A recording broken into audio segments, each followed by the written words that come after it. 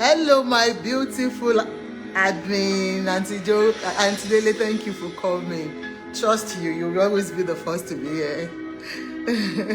Abaka Aisha, thank you, sis. Welcome on board. Please help us to share domestic violence again.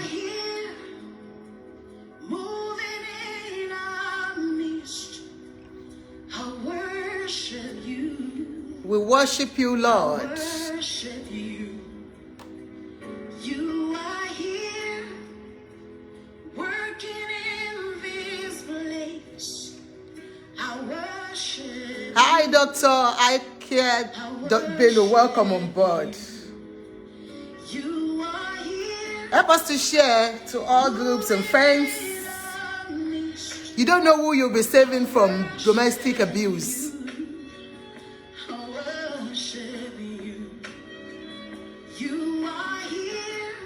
Welcome on board. Help us to share. It's about domestic abuse. You don't know who you'll be helping out. You don't know who you'll be saving from dying. Please share. Fumi Taslim, welcome on board. Thank you, my sweetheart. Help us to share.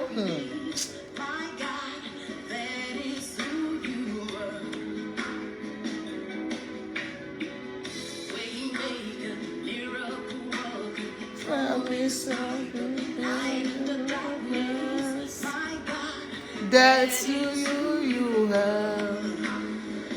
You are here, touching every heart. Go on, please. I worship you. We worship you, Lord. I worship you.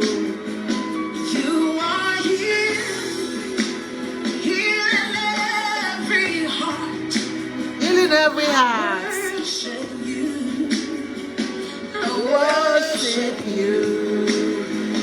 You are here, turning lives around. I worship you. I worship you. You are here, mending every heart. I worship you. I worship you. We make a miracle walking, promise keeper, light in the darkness. That is who you are. We make a miracle walking, promise keeper, light in the darkness. My God, that is who you are. Away all tears, you mend the broken heart. You're the answer to. Good evening, good afternoon, good morning, wherever you are. Thank you, Auntie Ayolamino. Welcome on board. Don't run away today. Christ follower, my friend, you're here, Christy, today. Don't run away. Funky Jake, welcome on board, everybody. Thank you for coming. Good afternoon, good morning, good evening, anywhere you are, all over the world. I welcome you to Prevailing Issues with Ajoke. Your host today is Ajoke. And we're going to be discussing about domestic abuse. What is domestic abuse? We discussed about it last week. Why I'm bringing this topic up again today is because we got a lot of calls about us speaking in our own native language, which is Yoruba. Last week, we talked about domestic abuse. I brought in our beautiful Dr. Ike. She was here with us. She spoke about it. And we were able to tackle some questions on that. But today, like I said, we're going to be talking about it. I welcome everybody once again. Thank you for coming. Please, as you come, share. Share this program because you don't know who you'll be saving from domestic abuse. You don't know who is going through it beside you. You don't even know if it is even your own sister you'll be saving that she's not been talking to you about it. It could be your own brother that is not talking out because it's ashamed to share with anybody. But if you share this on your wall or anywhere, you don't know who you'll be saving out of this. Please do share for us. On this program today, we'll be treating two topics. The first one will be domestic abuse. How does it start? What are the signals you see that you know this is an abusive relationship? Like I said last week, domestic violence doesn't just start somehow. It doesn't just start like that. You don't meet somebody, Angel, Ori took care, welcome on board. It doesn't just come like that and the person will show you, yeah, I'm coming to abuse you. No, it doesn't work like that. It's about control. It's just about coercive control somebody has over the other person.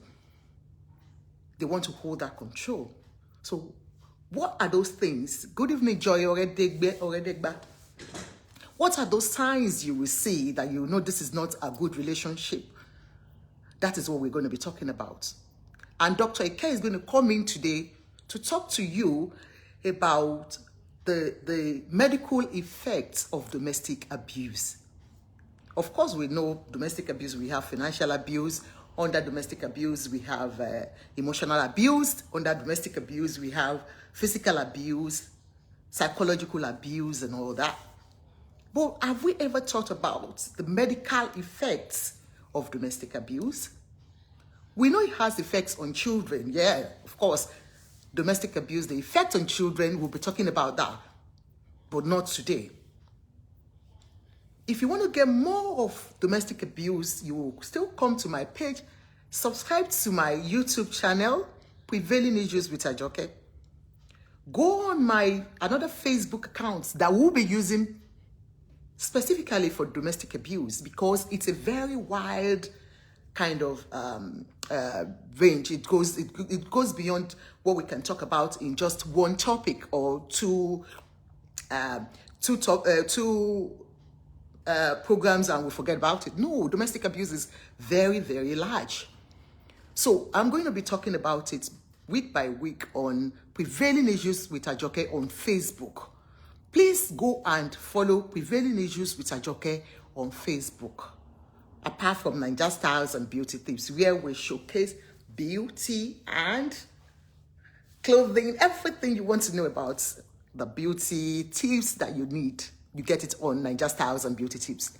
But on Prevailing Issues, you'll be surprised at what you'll be listening to. So please follow Ajoke on Prevailing Issues with Ajoke too.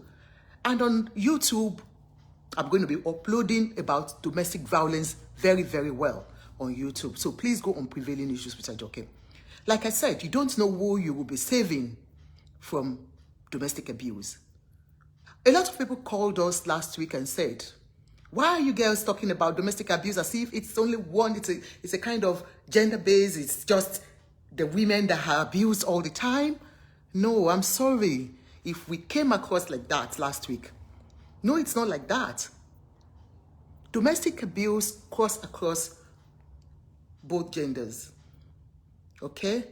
It can happen to the man, it can happen to the woman.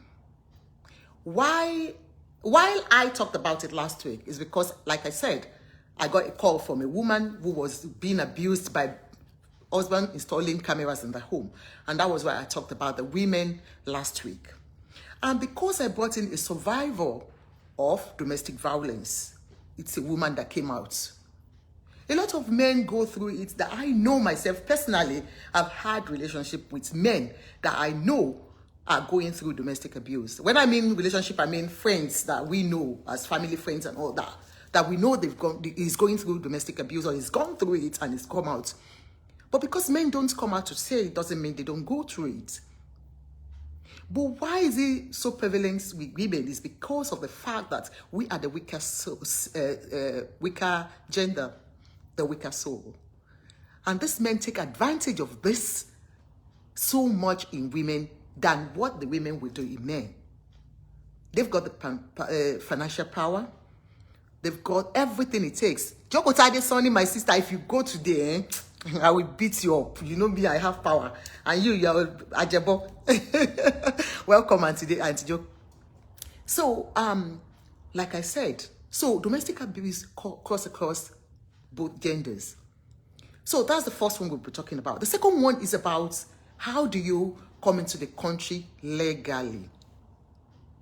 A lot of people are in this country because they didn't go through the right channel and they are here now they are trapped in here or anywhere they left Nigeria for, and they are in trouble with the immigration. How do you regularize your papers? Apart from regularizing your papers, there are ways that you can come in from Nigeria that you come in legally, and then you still come into this country and settle in without any problems. So how do you go about that? I'm going to bring in Mr. Tom Ademuwagun. Is a lawyer, and we are going to bring in another professional from Nigeria. He's a lawyer too. His name is Mr. Steve Udo. He's going to be talking to us about how to come and settle legally. So please, everybody, I beg you, don't leave after the first topic, which is domestic abuse. Stay with us. If you want to come into the country legally, you've got all it takes. Linda Seymour, don't go, my darling sister. I'm sorry if I've not called you. I'm going to call you after the show. Linda Seymour, don't go, my abu. So, he's going to talk to us about how to legalize your stay right from Nigeria before coming into this country, so that you don't come into this country and be a slave to a woman, or be a slave to a man, or be a slave to anybody, even to a friend. So please bear with us. For the first topic, like I said, there are a lot of things, that you'll be looking at. But before then, I've forgotten our ritual. Get yourself a cup of tea with prevailing issues with Ajoke. Please, let's talk about what we are talking about here. So the first thing they will do to you when you start a relationship with an abuser, like I said, they don't come as an abuser. You find out that the first indicator is that they make it a fast kind of relationship. You meet them today, they're already proposing to you 2 months, 3 months that they want to marry you. Like I said last week, they idolize you. They make you feel that you are the dominant factor, like I said last week. They make you like everything in the relationship. Whatever you say counts to them. And you find out that the relationship is so fast-paced kind of relationship. The second thing you notice, second indicator, is unrealistic expectations from them. These are unrealistic expectations from them. Everything the way it should be. This is the way it should be. I am the man. You have to respect me. I have to go and work and make money for this family. Of course, we know you are the man, but it's just there are a lot of things, unrealistic expectations from them towards you. That is what they do. And then another thing you should watch out for from these people is they give you gifts, excessive gifts, things that you wouldn't even expect because, like I said, you're idolized. They make you feel on top of the world. This is how to get their praise. This is how to get their victims. They buy you excessive gifts. They idolize you. They make you happy. Before you know what is happening, jealousy comes in. They want to see everything you do. They tell you. They want to know who you move with. Who are your friends? They want to dictate to you everybody that you should move with. Another indicator is criticism. No matter what you do to these abusers, they will criticize everything they say in you. Whatever you do, they want to criticize it. They don't see anything good in it. Watch out for them. I'm rushing things so that I can bring in Dr. Ike. Another indicator that you know this is an abuser, is going to be an abuser, or he is an abuser, is that he's a blamer. He blames everything on you or on other people, so that it doesn't look like he's the one. He blames, even it might not be about your relationship. He just blames everything on everybody. Everybody around him, he blames them. Olajumoke, Olaemi, welcome on board. He's a blamer. He tries as much as possible to isolate you. I said that last week. They don't want you to have friends. Every of your friends, they've got something to talk to you about that person. Every of your friends, they see that person, or even your family members, they try as much as possible to make people go away from you. They don't want to see you with friends or family. That is when they now start their abusive power on you. You just find out that this man is becoming something else. You are sitting on eggshells if you don't know. You're going through something, you're not able to talk to anybody about it. After last week topic that we treated, I got a call from somebody, a young girl, and that is why I'm using this opportunity to speak in English so that we all can learn from this thing. It's not about my country alone, because I thought, because of our culture, a lot of things are going on that we cannot speak out. It's not a cultural thing. It's universal. It's something that's happening to everybody. And it's not about a woman or a man. It's about everybody. So that's why I'm saying I'm going to be calling doctor to talk to us about it. A lady called me. It's not even a lady, but two of them called me. One said this is happening to our own junior sister. I forgot to even call her before I started the program because I said I was going to call her to join. Sorry about that. I hope she watches it later, because she watched that one last week, and that was why she was able to talk to her own sister about it. So this is a thing that she called me, that her own junior sister was going through something like this and she wasn't able to talk about it. The more we talk about it, the more we help ourselves. The more we talk about it, the more we create awareness to people. A lot of women don't know where to go. They don't even know they can speak out. I'll be calling Dr. Ike now to join us, and she'll give us more. Like I said, she's a survivor. She's not a victim. She was a victim in that relationship, but now she survived it. She spoke to us about how she survived it, the mechanisms and all that, but she's going to come again today and talk to us about it. And then she will run over it and then run over the medical aspect of it. Dr. Ike, if you're here, can you... Okay, she's here and I'm approving her to program.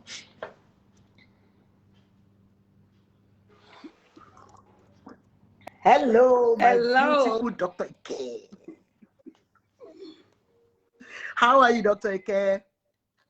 I'm okay. Can you hear me? Actually, let me get my earpiece. Please do. Don't let me push this thing away. I hope everybody can hear us well. Let me give them little music. Go that put in door. Am I your doll now?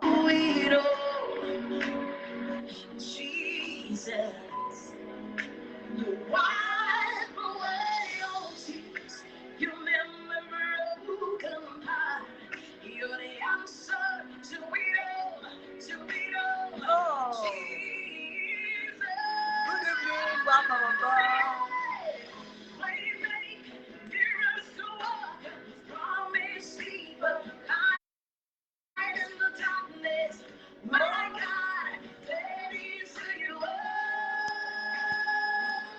Okay, can you hear me? Can you hear me? He's a promise keeper, he's a miracle worker, and he's going to work all our... Can you hear me? We can hear you very well. Okay. They said welcome. So I'm turning it down today. I'm on my, I'm going to go to the gym after this. Yeah. Okay. Oh, okay. So I'm ready. Yes. Dr. Ike, welcome on board, and we appreciate you coming. You. Please, can you introduce yourself again to our viewers? We don't know if we have people that were here last week or people that are just seeing you for the first time. They are looking at this fine girl. They don't know this. Baby girl for life. Now, please talk to us about yourself. Okay. My name is Dr. Ikeade Bello Alamu, but I go by Dr. Ikea Bello. That's my brand name. I'm a practicing doctor of nurse practitioner here in the United States. I practice internal medicine and family practice. I'm a life coach. My website is www.drikeabello.com. And my Instagram page is The Warrior Woman Official. And my Facebook is Dr. Ikea Bello. So you can follow me on those platforms. You can connect with me through my website too. So last week I was here, we talked about, I was listening to her, she already said what we talked about last week. But today I just want to tell you guys a little bit about the medical effect of domestic violence. Before you talk, and sorry, when I'm Dr. talking Ike, before you talk about the medical effect of domestic violence, I don't know if, because I sent a message to you, but you never replied to me. I said, there is this lady I sent to you. I don't know if she said you attended to her. We talked. Yes, I'm actually, I actually gave her the access to text me anytime. That's very good. She was in a very bad shape, and that is what we are talking about. Yeah, and that is why we are speaking English today, because she's not even in Nigeria. But she felt better. She felt a little better when we talked and all that, because sometimes when you're going through stuff, you don't understand. If you don't find the right person to talk to, you don't understand that this is normal. You're reacting to the unfortunate situation you're going through. You're reacting to the abuse. And I explained to her, I said, there's something called reactive abuse. Reactive abuse is a crime. If you kill someone because you suddenly snap, you're gonna go to jail. Even if you are very lucky and you get some activists to fight for you, you would have messed up your career, you would have messed up everything. If you have children, if you have kids will be taken away, and they will never remain the same. Trust me, because if you end up killing their father or you end up killing their mother, if you're still alive, even if they release you from jail or whatever, your kids will never remain the same, and you will never remain the same too, because I'm sure you guys heard about what happened in Nigeria, even over here. It was a reactive abuse. The first time she snapped, she ended up killing the man. But guess what? She is a killer. No matter what. And that's why I will continue to advise you guys, get yourself out. Period. You see those family members telling you to work things out, abuser don't change. You can read my lips. You can get on Google and search. Abusers don't change. They might change their tactics of abuse. They might change their tactics of manipulation, but they don't change. They might change temporarily to manipulate the situation, but they don't change. And I'm telling you this, and I'll continue to tell you, they don't change. Abusers don't change. And for those of us that have been through it, you can testify to it. Most of us we left and went back several times. Did the situation change? No. Most of us been married for 15 years and plus, and we've been going through the same thing for 15 years, 20 years, 30 years. So if somebody gonna change, they're gonna change. And I'm going to say this forward before I start talking. Domestic violence is not a gender-based. It can happen to female and male, but it's just that when you look at the statistic online or whatever research they've done all over the world, it's more of women than men. And at the same time, domestic violence, men sometimes they are not able to speak, and I need to differentiate between the victim mindset, people acting like a victim when they are actually the abusers. A lot of them, there are so many. And that's why it's always good to speak to someone that has the experience. Welcome on board. Sorry. It's always good to speak to someone with the experience, because I speak to men, I speak to women. When I see someone playing the victim card, I will know, because when I talk to you, I'll let you talk to me. I will let you talk the situation. I'm not going to give you my 411 on here, because I don't want anyone to manipulate the situation. But when you talk to me, I will listen to you, but I will know if you're playing the victim card or you're actually the victim. And that's why it's always good to, like, before you want to name yourself a coach or therapist or whatever, you need to learn about this thing. If you've never been through it, because sometimes your experience will help you, but at the same time, you need to learn about this, because domestic violence is very, very complex. And I need you guys to know, I'm not talking about somebody is saying, more of women than men because men do not report it. And see, let me know. It's not because men do not report it. No, that's not true. Truth. Go and search. You will find out. Even can I say something? Even women do not report. We're only talking about those that reporting. Think about it. It took me 15 years to come out.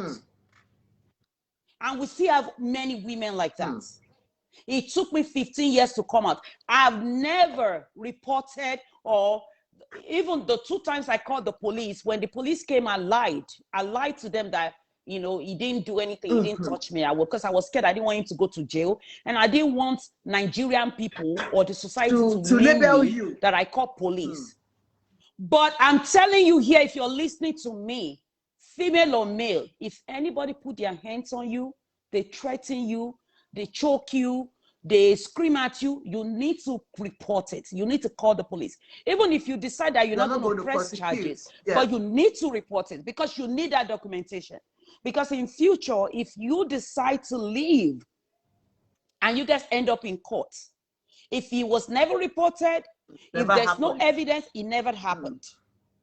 I'm telling you from my experience, like so many things that I had to let go because I never reported it. There's no traces. If not for the little documentation that I have and some other witnesses and all that, I'm telling you, the decision, whatever judgment will not be in my favor, even though everything that I've been through, I let it go.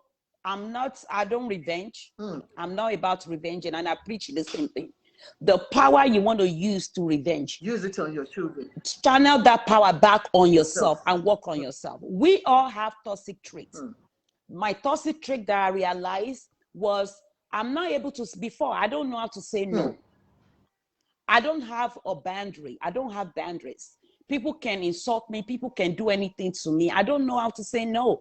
Those are, like, I realize, you know, because when you get out of a domestic violence, you need to sit down and think about what you contributed to that relationship. You might not contribute to the relationship in the form that you allow you might contribute in the form that you allow the abuser to take, that's a contribution. Take over from here. Yes, you allowed it. But when I say you allow the abuse, you don't have a hand in your abuse because you do not tell it. You're not the one controlling any abuser to abuse you. If an abuser can abuse you behind closed door and acts well in public, then you can control that abuser what they do. You see what I'm saying? Abusers will behave well. Let me tell you, number one red flag is when the character of your husband or your wife does not match the character they display in the public. That's number one red flag. Red flag right there. If they are monsters at home and everybody actually be like, oh my God, brother Lagbaja is such a nice person. Deacon Lagbaja is such a nice man. Or sister, this person is such a nice man. And when they go behind closed door, they are monsters to their children, to their wife, or to their husband. That's a big time red flag. If someone does not agree to go get help, and all they are saying, you had the problem, they are always pointing finger. They blame you. They are never wrong. You know, I talk to many women. They'll be like, oh, it's a Nigerian thing. Nigerian men are never wrong. That's not true. Okay. Christy, that's not true. It's not an African thing. You said calling the police is still a taboo in Nigeria African community. It is true. That is where the problem is coming from. And that's why talking.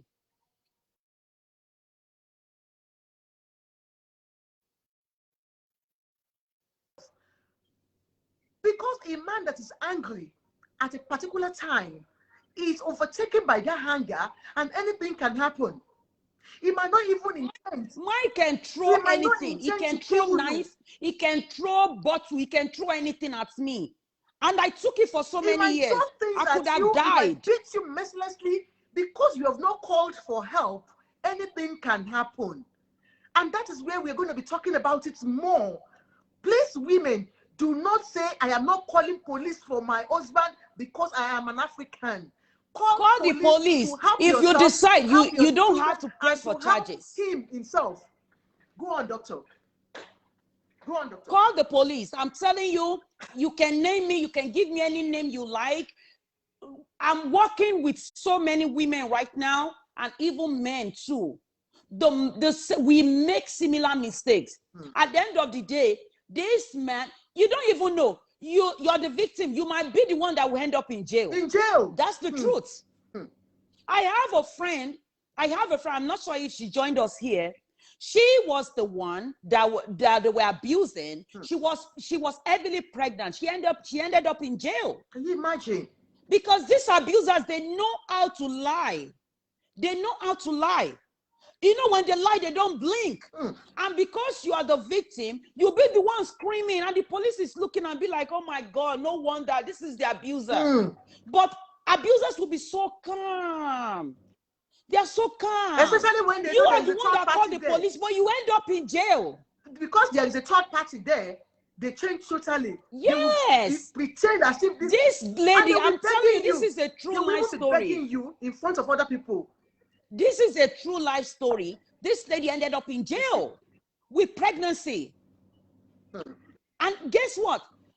She never thought about it. And that's what I'm telling you. You need to call the police. And you don't need to be screaming. I've made that mistake before too. You know, because it's not your fault that you're screaming, and that's why I came out. That's why I'm not shy. I'm trying to create this awareness. I'm trying to educate you guys.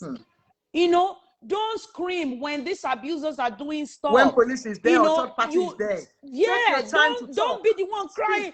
No, you too be calm. When you want to deal with a narcissist, you act like a narcissist. You be let both of you, let us be coming down together. You understand what I'm saying? So I don't want to divert. I need you to just ask the question so we can just go straight to the medical effect of it now. Because like we said, we've talked about it last week, and I don't really want to go over it again. But for people who were not here last week, okay, let's just recap. How were you able to, you know, for people who were not here last week, how were you able to come out of the relationship? How did you stand up for your rights and say, look, this is the right time, this is not good for my children, or this is not good for myself? When was that? When did you take your time? The first time I made up my mind, I gave up. I didn't make up my mind all the way, but I kind of realized that this is not right. It was 2015. 2015, I made up my mind. I said, you know what? If this marriage does not get better, because I felt like I was married to myself. I was the only one working on the marriage because it's always my fault. To the extent that I was even planning to go get help because I thought maybe I have a problem. From you. You know, it was from me. And then I kept on trying to reconnect to myself. Back then when I was in Obafemi Awolowo University, I was like, Ikeade, you used to be the light of the party. Everybody used to like you. Like, people used to think like, okay, if you're not there, it's not happening. What went wrong? And this man will keep telling me, you can't live with anybody. I started believing him. And that's what happened in the domestic violence. You start, whatever they say to you, you start believing them. So I started believing him. So I was like, you know what? I think I'm going to continue to work on myself because I want my marriage. Me, I'm a family person. And that's why your life experience will change you forever.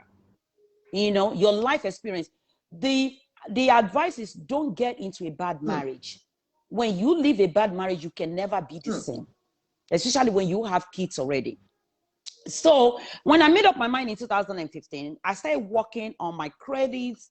I started working on my finances. I was very, very dedicated in my school because then I was still in school. I was very dedicated and all that. But it took me from 2015, from 2000 to 2018. I finally left in 2018. And me, I didn't leave. I didn't say I'm leaving. I ran away. I escaped. I'm using the word escaped because when you want to leave an abuser, you need to have a plan. They call it a safe, healthy plan, exit plan, a safe exit plan. You have to have a plan in place. And you do not pick up your bag, except if it's a really, really dangerous situation that he has a gun, he's about to shoot you. But when you're about to leave a domestic violence marriage or relationship, plan well. You have your plan. It might take you 1 year. It might take you 2 years. It might take you 3 years.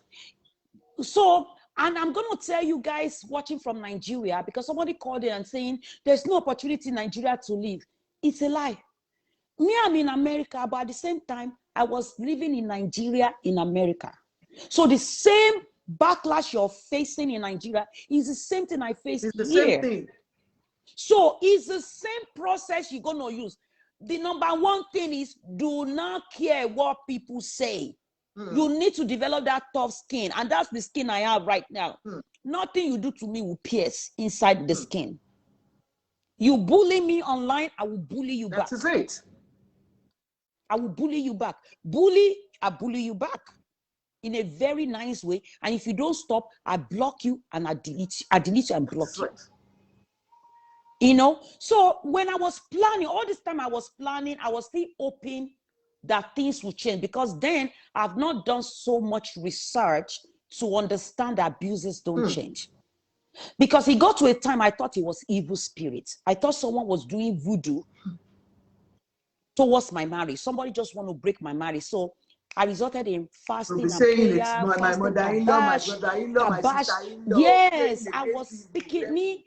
Hey, when you're talking about prayer warrior, come and meet me. Me, I'm all rounder. Prayer warrior, whatever, my prayer life, I don't joke with it. I was praying and kabashing and fasting. Love, open his heart, put my love inside. Open his belly. Open his belly, put my love inside. Open his belly. Channel that prayer back to yourself and your children. I don't care amount of prayer. Abusers don't change. And I'm going to use this for you, Christian, Christianity. Like our mother Israel that called in last week. Mother, SU. Let me tell you this, an illustration in the Bible. If God decided not to change Satan, Lucifer was the abuser and the narcissist in heaven. If God has a power to change him. And that's what I'm trying to explain to you, that salvation or changing whatever is a choice. If they are not ready, you cannot God gave the salvation. God gave the salvation. Spiritual surgery. You have the right to take it, or you don't. So if somebody is not telling you that you should sit down in a domestic violence or in an abusive marriage or abusive relationship to go and change the man or change the woman, I need you to tell that person that God refused to change Lucifer. Even when God kicked Lucifer out of heaven, he still went to Jesus. He's still trying to manipulate Jesus. And that's exactly how abusers, that's what they do. When you leave an abuser, they will start manipulating your children. They will manipulate all your family. They will manipulate all the friends around you. And that's why those friends and those family, you cut them off. Let me tell you, coming out of abusive marriage is not a small thing. No. And then when you come out, it's not the end. You now need to deal with your healing. And healing is very painful. It's just that the end result is sweet. Healing is very painful. As a matter of fact, healing is even more painful than what you experience in the marriage. Because you're detoxing. Human detoxing, you can check online. Human detoxing is the worst detox. Human addiction is the worst thing to detox from. Because this is a person you've lived all your life. It's like you cutting off. You know, let me use this as an example. Cutting off your leg without medication. You're taking axe and you're chopping your leg off. That's how you're chopping yourself off from that marriage, from that relationship. That man, it's that painful. Woman. So when you think like I'm crying every day, I think I want to go back, it will not solve the matter. Maybe the time you go back is when you will meet your death. God. I almost got killed April 22nd, 2018. in front of my children. Actually, I would have gotten killed, or my daughter would have gotten killed, because the thing he threw at me was actually because my middle daughter, she's always with me. She witnessed him beat me one time in 2013, so she became so attached to me. So most of the time, all the recording videos that I have, if I share it, you will hear her talking in the background, because she's always with me. Even up to now, I call her super glue. Because she has that, the urge to always want to protect me. I almost got killed. And that one opened my brain up. It's My the children kind told of me, thing that will "Mommy, just spoil you up. Look, what are you looking? Look, what are you doing? They saw me to call police that day. I called pastor. Can you imagine? Pastor told me, what did you do to trigger him? What did you do to trigger him? My daughter was crying. Oh, pastor, daddy want to kill mommy. He could not even listen to that little girl crying. He said, what did you do to trigger him? If you ever ask any victim or survivor, what did you do to trigger him? You are part of the problem. It's just like you saying, oh, somebody triggered me at work and I slapped my boss. Go and slap your boss now. You see what I'm saying? Or somebody triggered me. I went to police barrack, or I went to an army triggered me. I went to army barrack and I went to slap their commandants. Are you crazy? Let them trigger you and go and slap the commandants now. You know, that's what I'm telling you. An abuser triggered me. Somebody triggered me. That's why I acted this way. People be saying women, their mouth self. Walk away. It's not about walk away. No. Give time and talk about it. You cannot be openly cheating on a woman, openly cheating on a man, and don't expect. You expect her to keep quiet. Yeah. You cannot be emotionally abusing someone. You cannot be cheating someone financially. You cannot be sexually abusing someone. I expect the person to be a dummy and don't say nothing. You see what I'm saying? Yeah, so let's talk about the medical effect. I'm going to be explaining the medical effect of it based on stress. So I'm going to use the word stress.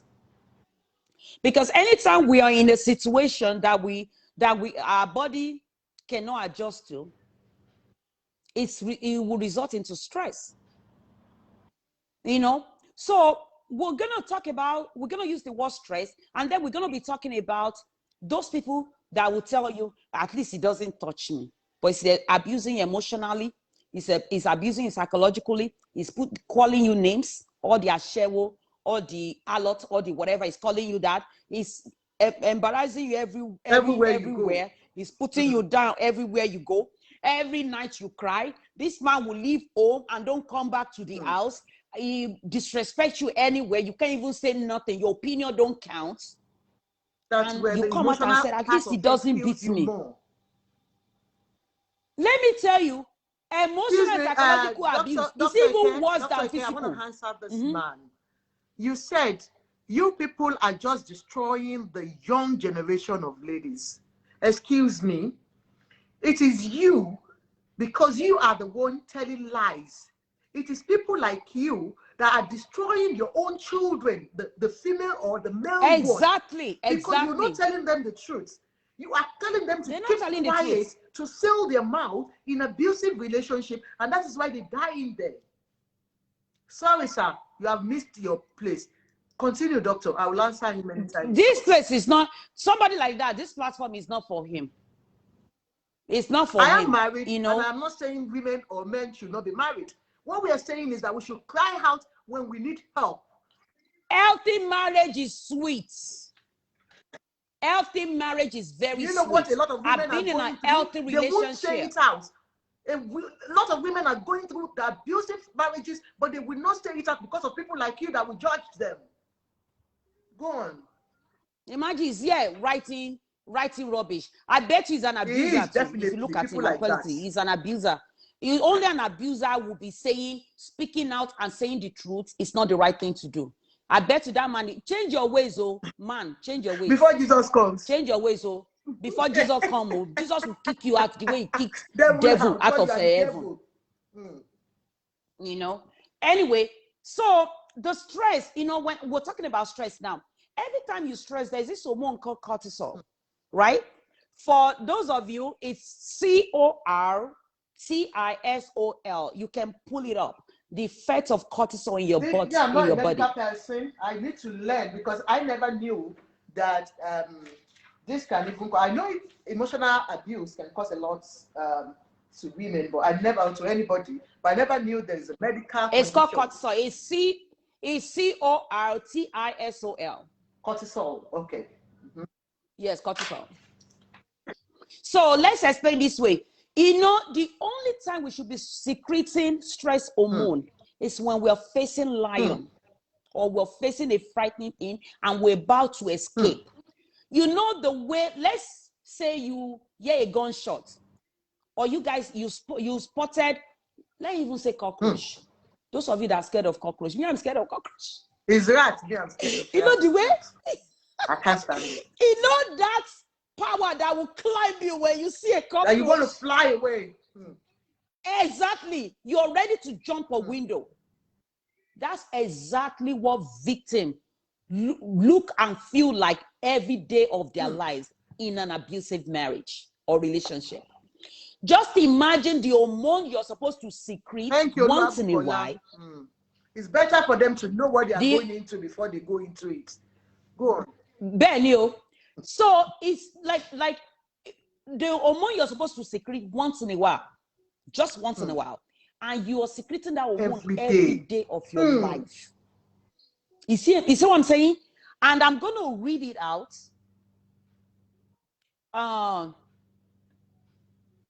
Okay, I explained about when your body perceives stress, it's gonna, your adrenal gland makes and release the hormone called cortisol into your bloodstream. There is no yelling. Okay. I was emotional abuse in my marriage. You see. Sorry about that. Doris. So, okay, so I'm just reading this out. So, as your body perceives stress, your adrenal gland makes and release the hormone called cortisol into your bloodstream. And this cortisol is called stress hormone. Okay? Cortisol causes an increase in your heart rate and blood pressure. So this is what I need you to take that two words. Your heart rate and your blood pressure.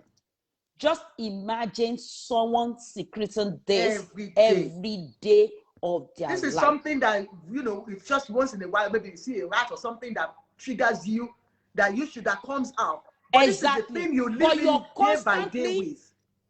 Yes.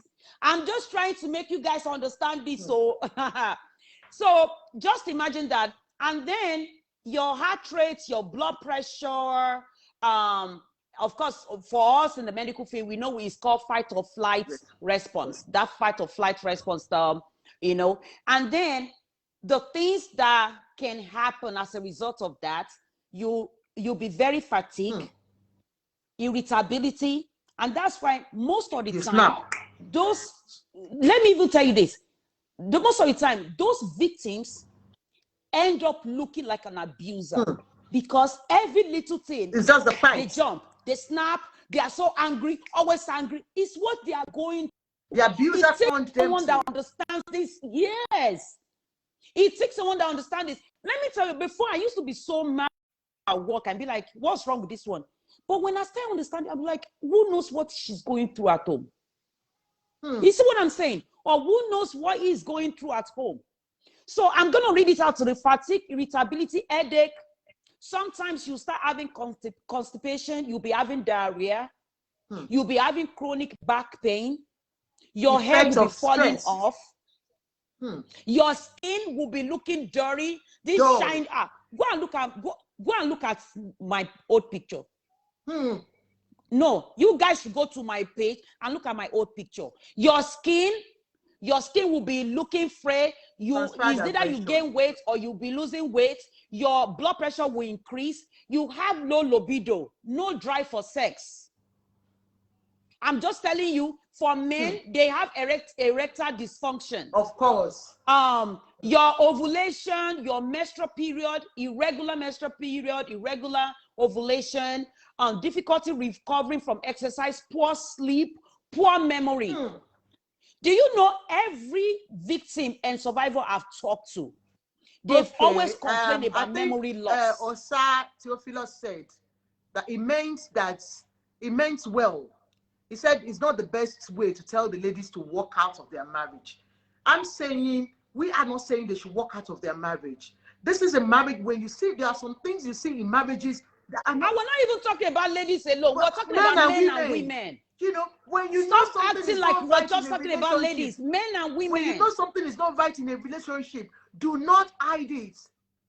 Do not hide it. It's not about, we are not talking about it's just the women telling them to walk away or encouraging them to divorce. No, we are saving lives. Go on. So let me tell you this. This is this quote that I wrote out. If your entire life is high stress and always in high gear, your body may constantly pump out cortisol. And that's what we're saying. For those of you that think until somebody puts their hands on you, it's when it's considered as abuse. No. I am telling you the medical effect. The reason why you're having that back pain, the reason why you're having that constant headache, the reason why your menstrual period is not, the reason why you're trying to get pregnant, for men, the reason why your stuff cannot work normally. Let's just read this call, please. Hello, caller. Hello, Madam. Good afternoon, or whatever you are. In the part of the country. Aisha Baka, you said it's right to walk away. Yeah. Regarding what you guys are saying, regarding the comment by one or whatever. If you don't mind, can I Yeah, go on, quickly, please. Actually, positive for this program. Okay, Thank you. Go on? Go on, sir. I want to. You guys are doing a good job, and it's educative and very informative. And then and it's also value habits to both male and female, young and old. Okay, so kudos to you guys. Thank you. But I just feel that you tell me that you have your program. It says, you know, we men, the society, generally we are community, okay? And you cannot do that, not especially when you consider the ethnicity of the men. Africa, you know, our orientation, you know, our cultural background, our belief is that the man is the head. You know what I mean? We no doubt about that. And Western education, civilization, does have a lot of changes, very positive innovation, you know, which we all agree is helping humanity, no doubt. Yeah. But what my point is, we are being misunderstood because of the fact that the way this manner is presented makes us that men are the culprits all the time. We have emphasized several, it's also aside. Now, when you are presenting this matter, and so let's be emphasized that we are not taking time. Because no, both of you are female. It's that you are supposed to female. That is not very look at it. No, but we said it even from the beginning that it's not gender based. Okay. More on stressing the fact that we are aware it's not limited to female alone. A lot of men are going through that stress. But you know, a lot of cases is involved in the way to men now we have and just see all the operating in India now. A lot of men do their wives in America because the problem from the villages, soil and made them what they are, and they are back there, you know. So abuse will come in any form, you know. I'm not saying you're wrong, but let's just emphasize the fact that we are aware men do subject are victims of abuse. Only that it's more confident, it is more pronounced in female. Thank you. You want to do job. Thank you, sir. Thank you. All right. Let me stress on this again. We need to stop the arguments and debates of men and women. We need to focus on the problem. The only way you can solve a problem is to focus on the problem. Well, this is not a debate between it's women. Like I said, I have male clients. I have men that I talk to. You see what I'm saying? So it's not so about if it's we a man's continue, world or it's a woman's world. if we continue to debate on is men or female, we can never find solution to the problem. And like I said, I will never advise anybody to manage abuse, period. I manage the abuse. And it didn't come I out managed well. it for a very long time, but I will never do that again. You guys, like, let me tell you, you take time to get on Instagram, you take time to get on Facebook. How about you get on Google and search for publications, search for research, search for people testimonies about domestic abuse. There are a lot of blogs that people live people are there making comments on about their personal life experience, and you take the poll from there instead of you just sitting in one and just saying, thinking this is what it used to be and that's the way it used to be. No, it's what I'm saying. Marriage is meant to be enjoyed.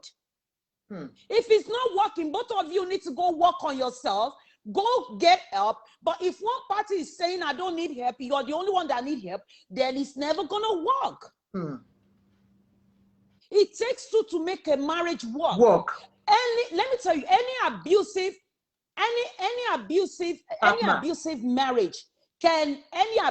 marriage or relationship can never thrive. That's the truth, because it's all about power and struggle. That's it. You know, it's power and control. It's all about power and control. So tell me, how can you survive in a slave master marriage or slave mistress marriage? It's supposed to be a beautiful institution, and now we made it hell on hearts. People go to their bed, cry themselves. The lady you sent to me, she busted. She was crying on the phone. I told her it's okay to cry. Okay, I'll tell you. That night, I had to work in the morning because I start my work at night. I work from home. This lady called me from 3 o'clock. We spoke till 5 o'clock in the morning. When it was 5:45, I had to tell her, please, because I don't know what time it is in America. The lady was crying. She was a mess when she called me. With twins, little twins. And you think, yes, and you want 9-month-old. I mean, twins. You know what people are going through. Don't let me say women. What partners in these abusive relationships are going through. You will not be sitting down and be saying, do not advise people to walk away from abusive marriage. A lot of women do not. You know what this lady said? They do not even know who to speak with. It was this program exactly watched last week, and she called me in the middle of the night crying. She wanted somebody to talk to. And that was why I said, look, Dr. Ike is in the US. I am not there. I have pacified her. I said, okay, cry as you can cry. Let us talk. I talked to her about Christ. I talked to her about everything. But I didn't know what she was to say. I said, okay, I'll give you this person's number. This is a personal number I'm not supposed to give you. But because I know what you're going through, and this is what most people are going through. So go on, Dr. Exactly. Ike. My inbox is constantly full, and I can't respond to all of them because they want to know, how are you doing it? How are you able to get out? How did you just you're always happy? I told them, I said, the reason why I do what I do on my page is for you to know that there's life after abuse. It's to encourage you. Even when I show my children the things I do with my kids, it's not to show off. Everything I post on my page, there's a message behind it. And it's doing it. It's working because people are giving me feedback. Even though I get a lot of backlash from all these narcissistic men and women, but still, you can't stop me. I've grown past that stage. You can't stop me. The truth is, if you know the damage you're doing to yourself health-wise, you're not going to even think about what people will say for you to walk away and be happy. Help your life. And I keep telling you, I will never preach you, go on revenge. No. Let me tell you, the best revenge of this heart is happiness and success. The time you're wasting, all the time you're wasting with this partner that are not ready to respond to your love or to your kindness, put that energy back on yourself. Put that love. You need to love yourself first. Let me tell you, if you love yourself so much, you will not allow anyone to abuse you. I didn't love myself enough before.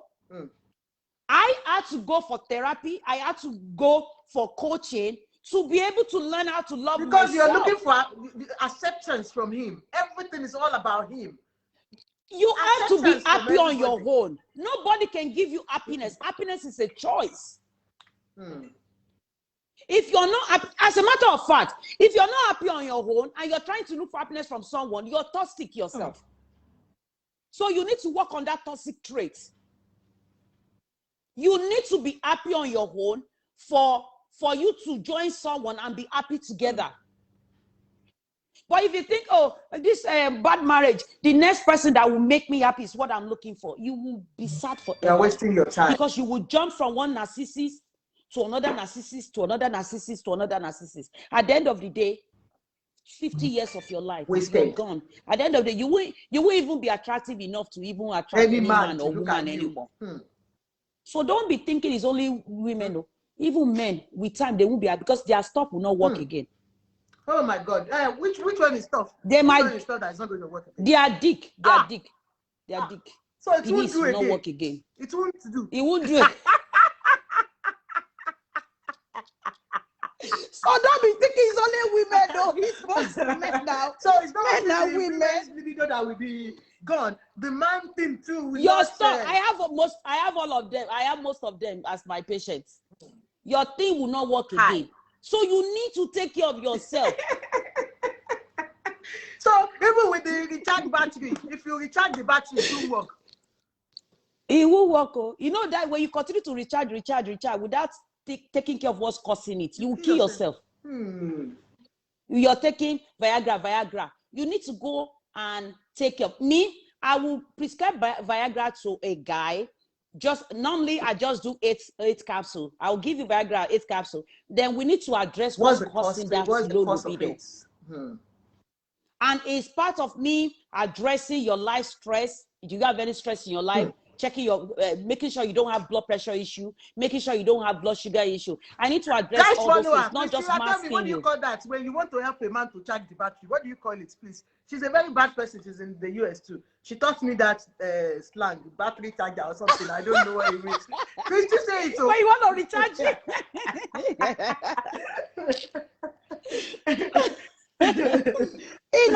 You know, we try to laugh about these things, but you know, at the same time, this is like a very serious issue a lot of people are facing.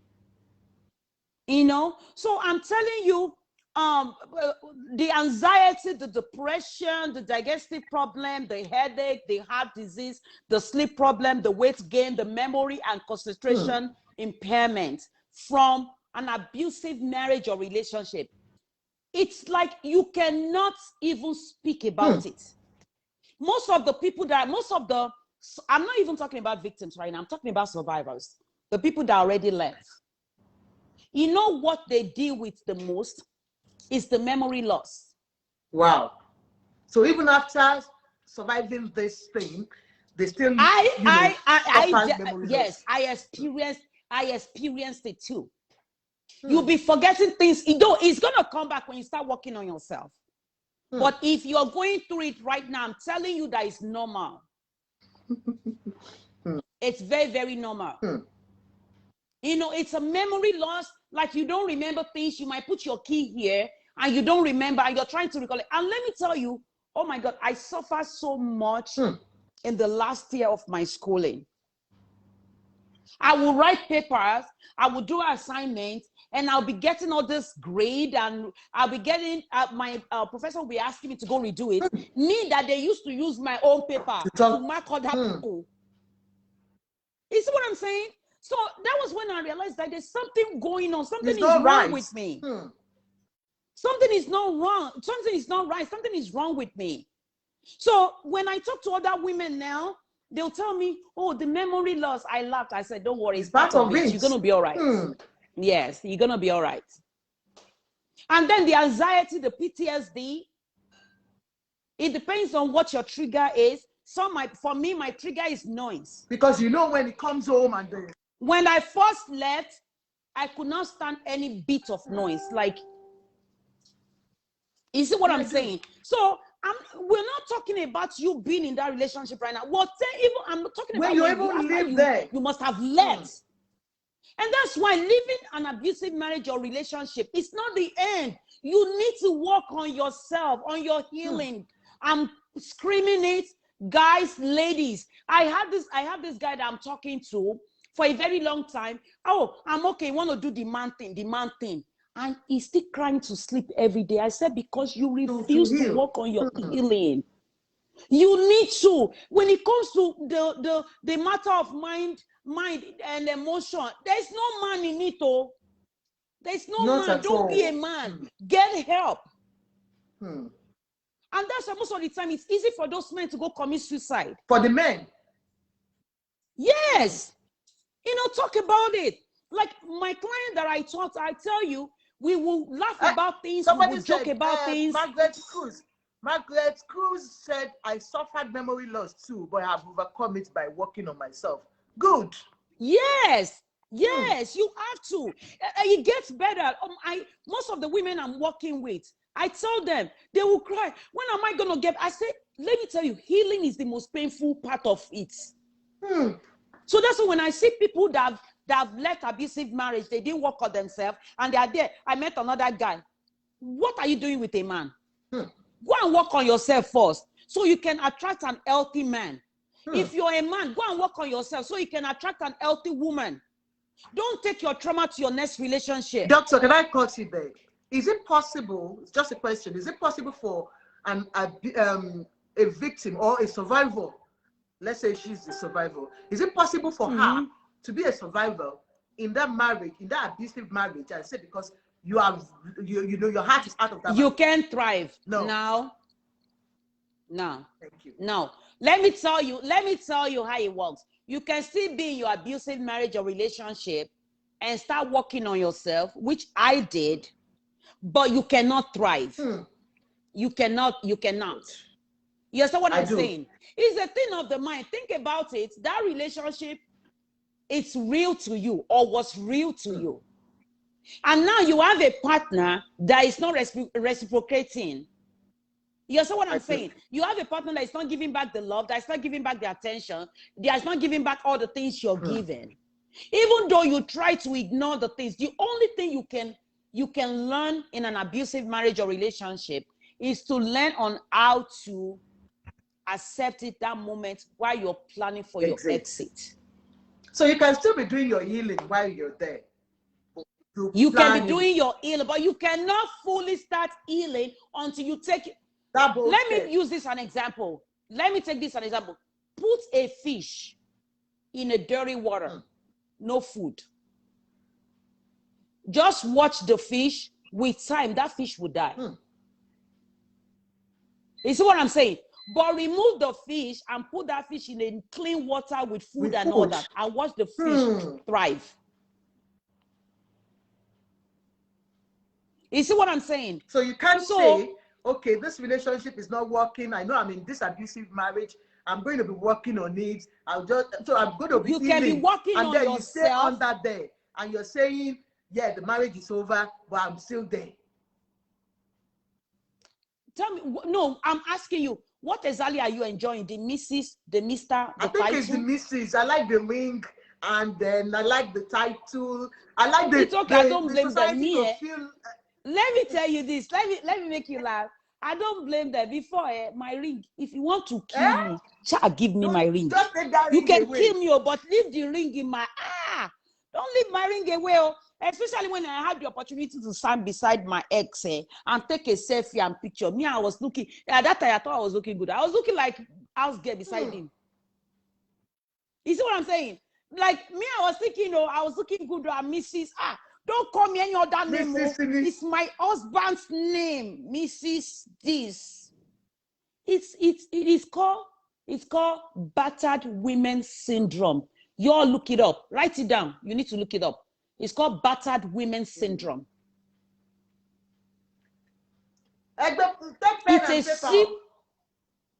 Battered women syndrome is a serious psychological problem. So I'm sure there's a battered men syndrome too. Just remove the women and put men. For you men, no. Good. You see what I'm saying? And then you think you're in love, but you're trauma bonded to this person. Write it down. Trauma bonding. Okay, you said you thought you were looking good. you look better I now. I was looking good. That's true. That's the way it is. No, for it. Go on my timeline. Go look at my old picture. You can't tell me nothing. No, with that's my pancake. I'll not put the blush. The blush look like somebody with a red lipstick kissed You me. will overdo things, self. Because I was trying to prove a point. I was trying to prove All a to get point. the You know, that's how we do. You know, when you were in an abusive marriage or relationship, you want to overdo things. Now I don't wear makeup to work. Before, if I can't do my makeup from home, I will pack my home makeup and take it to work. I must do my makeup before I go see a patient. Because my self-esteem was suffering. They will bring it down I was trying totally to to prove. zero. I said my work, everybody thinks like I work where I take care of commissioners, police, what's it called, chief officers and all that. Like they look at me like this big, but at home, I'm like a doormat, trash. If you ask my children, how does your daddy treat your mother? They will use two words, slave and trash. Can you imagine if children can pick those words and say, this is the only thing my dad used to do. Slave and trash. And then this kid told me, Mommy, I said, I'm doing this for you people. It's like my son, Mommy, You're no, not doing you're it not for us. for You're us. doing it for yourself. You know? So Wedding ring, that's why I'm not blaming. Then they said wedding ring. Wedding ring, yeah. If you want to kill me, give me my wedding ring. You can kill me, but just leave my wedding ring. Yeah, battered women syndrome, yeah. I love my wedding ring. If I'm taking a picture, I must put my hand for them to see the wedding ring. Oh my goodness. So I don't blame anyone going through this stuff. I'm telling you, the awareness. Do you think if I had the opportunity of someone talking like this, you would have thought about it? I would have gotten.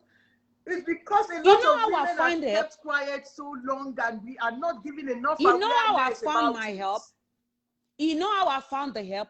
I was there surfing on the internet how to make your husband love you, how to rekindle love, how to make a difficult man love you. That was how you got to know that you are not the problem. You know what popped up? It was Pastor Alcy Blake. He talked about spirit of Jezebel. So I watched the video, and then all the description and everything fitting in what I was going through. Your video is season, doctor. What happened now? The spirit of Jezebel has taken this our doctor away. Oh God, we bind that spirit of Jezebel. Come back now. Kilode, doctor is gone. Dr. Eke, she has to go off and come back. I think she's stuck. Video is frozen. Yeah, we lost her there. So she's going to come back, and before she comes back, enjoy this music. No. We bind that spirit that is taking Dr. Eke away. Thank you, my darling daughter.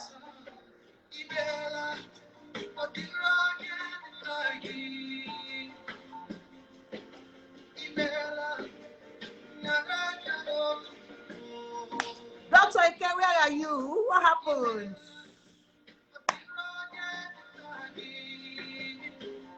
It's a lovely Saturday. Enjoy yourselves.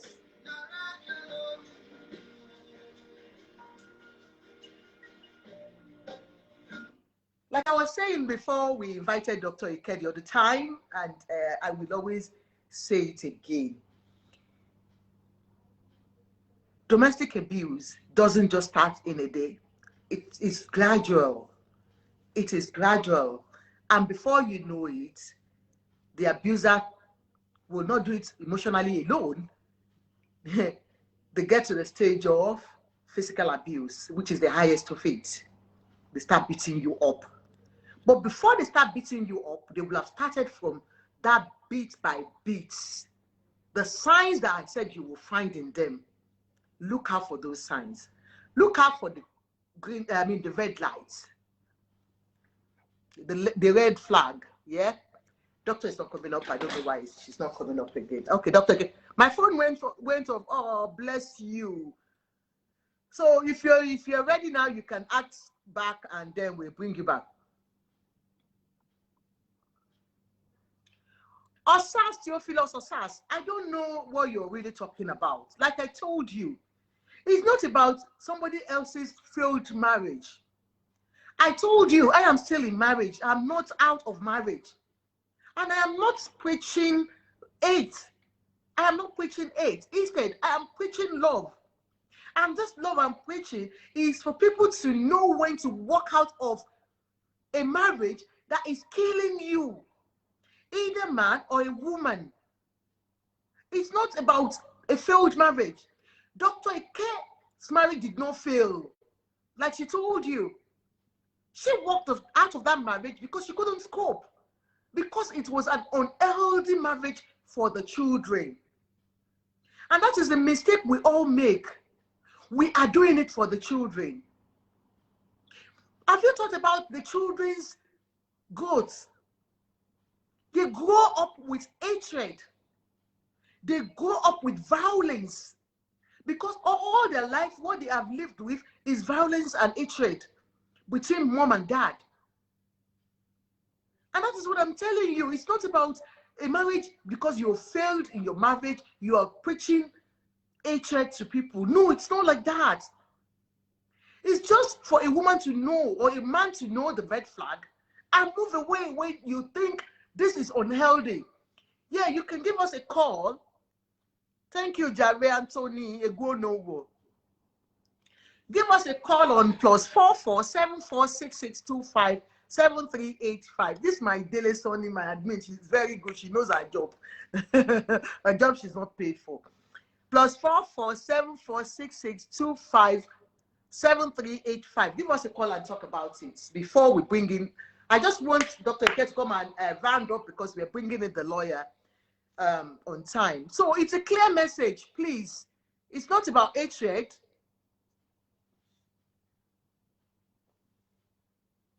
Okay, sorry about that. Yeah, you know when you went, somebody was saying. I saw a comment. Let me talk about the comments. I'm sorry. Yes, I saw a comment. Can you hear me? Yeah, I can hear you quite well. Okay, I saw a comment. Somebody said men and women taking advice from women without dress. They said without dress. I didn't see that one. I didn't see that one. I'm going to we can't hear you again. We can't hear you again, Dr. Ike. Okay, we can hear you now. Control what people wear. Look at me. I'm going to exercise. I didn't even see that. I am taking my time out to speak to people. I'm not getting paid doing this. I didn't even see that. I did not even see that. I saw it. I'm not getting paid doing this. I have a routine. This is what I right now. I'm gonna go get some exercise and stay healthy, so I don't have a fat belly like you. Oh. You are making Dr. Ike give can it stay back healthy. To you. She's giving it back to you hot. I'm in my 40s. I'm in my 40s. I have 5 children, and I still look. And she still looks so sexy, beautiful. Yeah, baby girl for life, Baby girl for life. So you see, that's part of what we're saying. Somebody too was there saying we shouldn't be preaching hate to people because our marriage didn't work. You know. So me, I left my marriage. Let me tell you, I escaped. As a matter of fact, I didn't say I escaped. You ran out. I ran. You ran for your life and the lives of your children. 4 hours to pack my bag and baggages. Like before he got back from work, I was gone. I was long gone. Aisha Abubakar, you said, is this Dave Osas? I think he might be an abuser, of course. Because the way he's just everything most of the time, man, abusers don't like hearing this. As a matter of fact, I have a real man here listening to what I'm saying. Yeah, man. A real man. Yeah, the real man, yeah. Babe, say something, let them hear your voice. Baby, yeah. So they will know you're a real man. I have a real man here listening to me, a supportive man. You see? And I have a supportive husband too. So it's not about anything like that. It's about like we said, it's not gender based. It can be anybody. It can be anybody. It's just for us to be able to speak out and let people know that there are support out there. Do not die in an abusive marriage, no matter what. Because a lot of people do not know that you can get help out there. They don't know that if you speak out, you'll be able to go over some things. She's gone again. Anyway, we've had a lot of, words from Dr. Ike, and then we can see temper getting high because I don't know who this Mr. Osaze is. I'm not going to, block you. Whoever you are, like I told you, I'm married.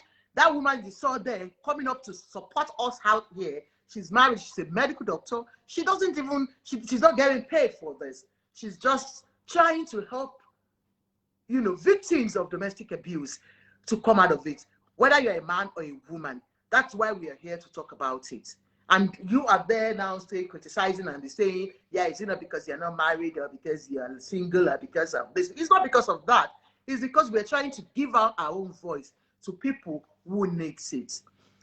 So we are going to be bringing in, I don't know, I don't want Dr. Ike to come over again and then she's not in.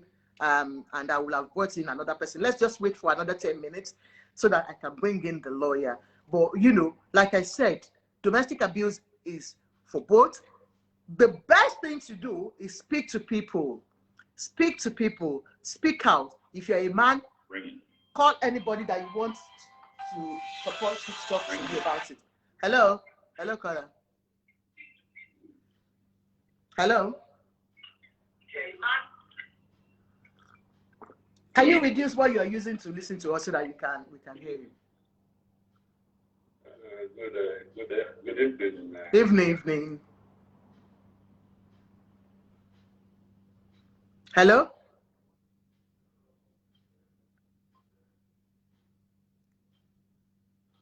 We can't hear him, and so, like I said, so it's not about the person. It's about who you talk to people.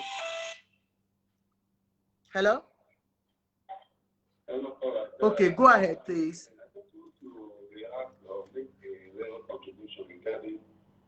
Are you there? Yeah, definitely. Regarding some negative comments, I want to first commend you for your ability to condone it. And I want to suggest to Rob the fact that you don't need to block it. No, we don't block. I will not suggest you do that. We don't block. Somebody who sounding, I would say, attacking you, sounding, make you very nothing to comment. I want to suggest you. Sorry about that. Go on. Yes. On the other, when they will realize they're in the wrong platform, and when people realize they're in the wrong thing, they're not welcome. They know their own exit. Yeah, so that's a matured way of dealing with. Thank you, sir. I told them I'm a married woman. I'm still in my marriage. I'm enjoying my marriage, but that does not mean. Yeah. Everybody can vote for you. That is it. Okay? Yes. You still have minority people. Yes. You have a way. Hey, look at this beautiful doctor coming here to talk to us, and you want to disrespect her. Can you imagine? I have a man here listening to me, and you know, someone that is very supportive. Our own man is there supporting her too. She's got a real man. She's got somebody that appreciates got a real women. Man. Just because I ended up with one doesn't mean there's no good. There are great men out there. All I'm saying is work on your healing. Yes. So you can attract an healthy person. She's enjoying her power now. She's not alone now. She's enjoying. Somebody is there giving it to her back to back. Yeah, you know. Baby, say hi. Let them hear your voice. Somebody is there giving it to her back to back. She's not there crying. Because that's what we abusers want to see. A real man, supportive financially, physically, emotionally, and everything. And everything go go any on everything go everything. You get it. Yeah. You don't need to do back the child. Christy is not good. She's not telling me that word. I'm just saying, all I'm saying is both men and women, when you get out of this relationship, it's not the end. Not. You need to work on yourself.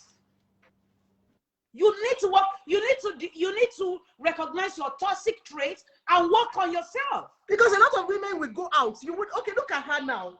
She's just left a marriage. She's gone through divorce. Look at how sweet she's looking. Even if I'm a man, and I can do, if I'm a woman, do, I will do. But I'm not a woman, do. Because she's so pretty. Do you understand? Yeah. You need to take care of yourself. That's all I'm saying. She has taken care of herself. She has not let this problem pull her down emotionally. Totally. I'm not even saying like your body alone. You need to care for yourself emotionally. You need to, your mental health, everything. Go get therapy. Go get a life coach. Go do all this. If you go having problem, I'm a life coach. I can work with you. Yes. On a discount though, but I will charge yes, you. So like we have put Dr. Ike's details there. So if you need to talk to somebody, like I told you, I had to send somebody to her last week because the crying was too much. I couldn't bear it alone. So, and I don't live in the US. I don't even know how. Thank you. Jumpstart. Christy, thank you. I have somebody jumpstarting my battery. She said she can't go. We were talking about some men. Say, even some men now, you have to do jumpstarting before that. You have to. You have to do jump starting, even with the jump starting. But like I said, the truth is you have to, even if you're jump starting it, while you're managing to jump start it, you need to look at what's causing the dead battery. So dead battery. You know, so you can take care of it. And that's what I do. I might give you something to jump start for a little bit, but we need to address all the underlying issues and all that. Yes. Dr. Ike, thank you so much. If there's any other thing you want to talk to us about, please go ahead and give us a roundup of things before we leave this beautiful like I face said, to go away, because we just enjoy eating that face. Look, just tell this your man. Don't worry, nobody will. We are going to the gym together once I leave here. See, I'm ready. You are ready. You are going out with him. Yeah, we're going to the gym. Tell him, nobody will steal you away from this page. You are so babe, there's nobody will steal me away. Don't worry, sir. We are taking care of her. He said, yeah, they didn't hear you say it. Nobody. He said nobody fits. Nobody fits. Bless you. So just give us a roundup. Somebody will be there insulting me because I'm telling you guys the Don't mind them. You are minding that word. Not all men are the same. Like I'm telling you, when you look at this, when you look at the comments thread, make sure you are watching for all those narcissists. All those narcissists will be the one putting those stupid comments. They are mad. We know them. I'm telling you. See, I am women, you need to be I am careful. A victim of coaching. Yes, victim. Oh yeah, you are a coach. You are a victim of coaching. So you got the coaching from her. Good. God bless you. So go ahead and tell us more, whatever you want to round up with, so that we let you go. So like we talked about on when you're living an abusive marriage or relationship takes planning. You need to have your safe exit plan in place. Like I said, it can take a year, it can take 2 years. And while you're planning your finances, you're making sure you're keeping a whole lot of evidence. It's very, very important. If it's not documented, it never happens. You know, you are taking care of your mental health. You are learning not to respond. You are learning not to, like, before you will say this or she will say this, you're already jumping, acting crazy. That's what fits them. They love your reaction. They love your anger. They love your pain. So that's what they want. Unfortunately, they do. They love your pain. You need to stop reacting. All the people I'm talking to that are still with their abusers and all that, I tell them, stop reacting. You know, everything he's doing is to get reaction from you, either positive or negative. You need to starve them of that supply that they want. And the only way you can do that is to educate yourself. Why would someone want to capture you? Someone that is not willing to work on a marriage, someone that is not willing to work on a relationship, they just want to hold you still. That's wickedness. Wicked people, very wicked. If a marriage is not working, go work on it. Go not to a pastor. Go get a professional counselor. Yes, not pastor. My pastor said we should pray 100 days prayers. most of the victims I'm talking to, they are all wives of pastors. They are wives of deacons. So forget about he's a man of God or whatever. There are a lot of devils in churches now. You see what I'm saying? So go get a professional counselor. Both of you go get help. But if one party is saying I don't need help, then you know that marriage is not work. And let me tell you, getting help, the way you know it's an abusive marriage or a troubled marriage, you know there's a difference between troubled marriage and abusive marriage. A troubled marriage can be fixed, an abusive marriage cannot be fixed. The way you will know that your marriage is not just troubled marriage, it's an abusive marriage, is when you, if he actually agrees, because some of these abusers will agree to go to therapy with you, but they will get there and manipulate the therapist. So if nothing good comes out of your therapy, it's a write-off, period. You see what I'm saying? Any willing heart, like for me, I was ready to make my marriage work. I was so ready because I want to be married. I want to be married forever. And he knew I want to be married. He even be telling me, look at you. You're the one that needs the marriage. You need the marriage. You'll be making fun of. Can you imagine? My boyfriend calls me. He said then you were an army. Now you've turned Sharon Smith. Now you're acting like this. Yes. Yeah, Sharon Smith. Now you're acting like you were Amina for a very long time. Bless you. You know, but that's the thing we think we do for love, but unfortunately, you're not giving your love to the right person. Yes. There was a guy I was talking to. He was like, I wasted my 19 years of marriage. I wasted my 19 years, nothing to show for it. You see what I'm saying? And the only thing I will preach is, I understand you wasted that 19 years or 20 years or whatever. Unfortunately, you can't begin. Bad things happens to good people. All you need to do is go get help and move on yourself. That's all you can do now. When you look at me, you come to my timeline, you look at what I do, I got help. I didn't just start becoming so happy and living a positive life. I got help. You see what I'm saying? And in this, you have to be positive. I'm so positive about this. People get angry. Some people get angry about it. You don't always see me. I will flip the coins. I will look at the good side of the coins. I will look at, that's me. You need to be positive in life. And that's the only way you can thrive. If you thrive on the negative aspect of life alone, you won't get anywhere. And you cannot have a victim mindset to thrive. Yes, we accept you're a victim. When it happened, you were a victim. But now you're a survivor. Start working on yourself and start thriving. Like I will continue to say, healing is painful. If you want to hear that again, healing is very painful.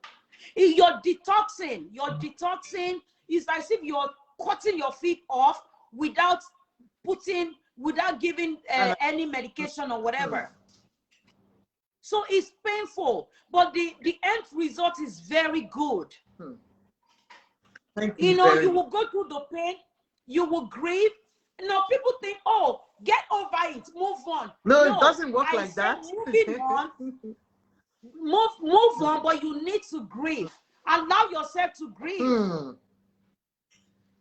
Thank you, sir. When there was a time I made a post, I compare divorce and death. It's the same grieving process.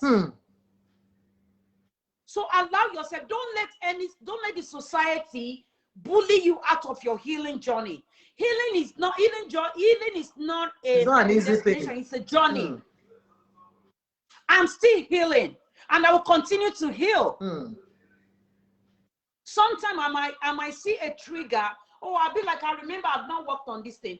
I will accept that trigger right there. I will process it and I'll start working on it. And that's how you heal. So don't let anybody, society, when you're talking about it, and part of sharing your story is part of your healing.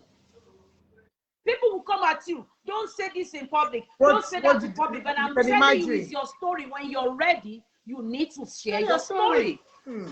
It's powerful. Let me tell you, sharing your story is very powerful. Because you don't know You are here in America, or you're in London, or you're in Nigeria. You are healing multiple. You are healing multitude all over the world. That is it. Just because you shared your story last week, we were able to get people that called and talked about themselves.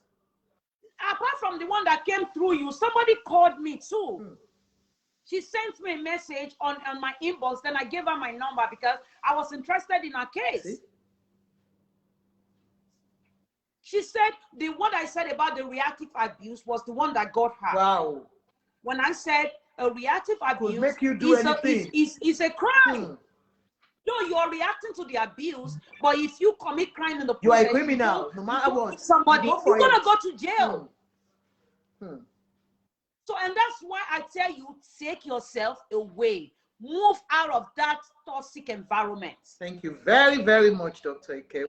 All right, I'm gonna go. Thank you now. so much. We appreciate We need it. to go somewhere. Thank you so much. And thank you for inviting me. And like I said, anytime, any day, I'll always support your program. Thank you so much. We appreciate You're doing a great job. Thank you so much. We love you. And on your page, I love your page. I always come there to see. If you see Dr. Ike dancing, a lot of people are addicted to my page. Like a young girl, eh? And then you will see our beautiful children, how lovely they are looking, and the relationship, the attachment. Because I'm a social worker, I want to see the attachment with the children, and I can see it no matter what. You always see her with our children. We're very close. Yeah, very good. close. And that's why Good I share those attachments. things Good too. attachments. Because people need to learn. Just because you're going through stuff doesn't mean you cannot create that bond between you. Those kids, they actually need it. If you don't understand, children suffer more in domestic violence environment than Benny. So thank you so much. And that's why, so she's talking again. God bless you. Have a lovely evening and enjoy the rest of your weekend, Dr. Ike. All right. Thank you. Thank you. All right. Bye.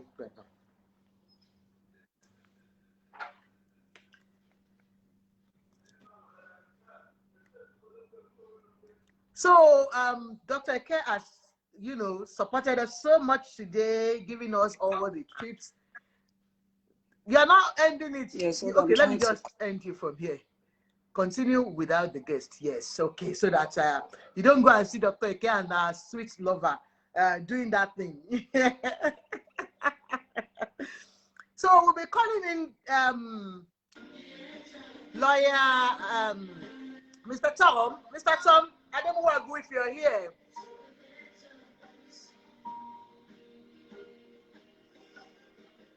Let's talk about immigration.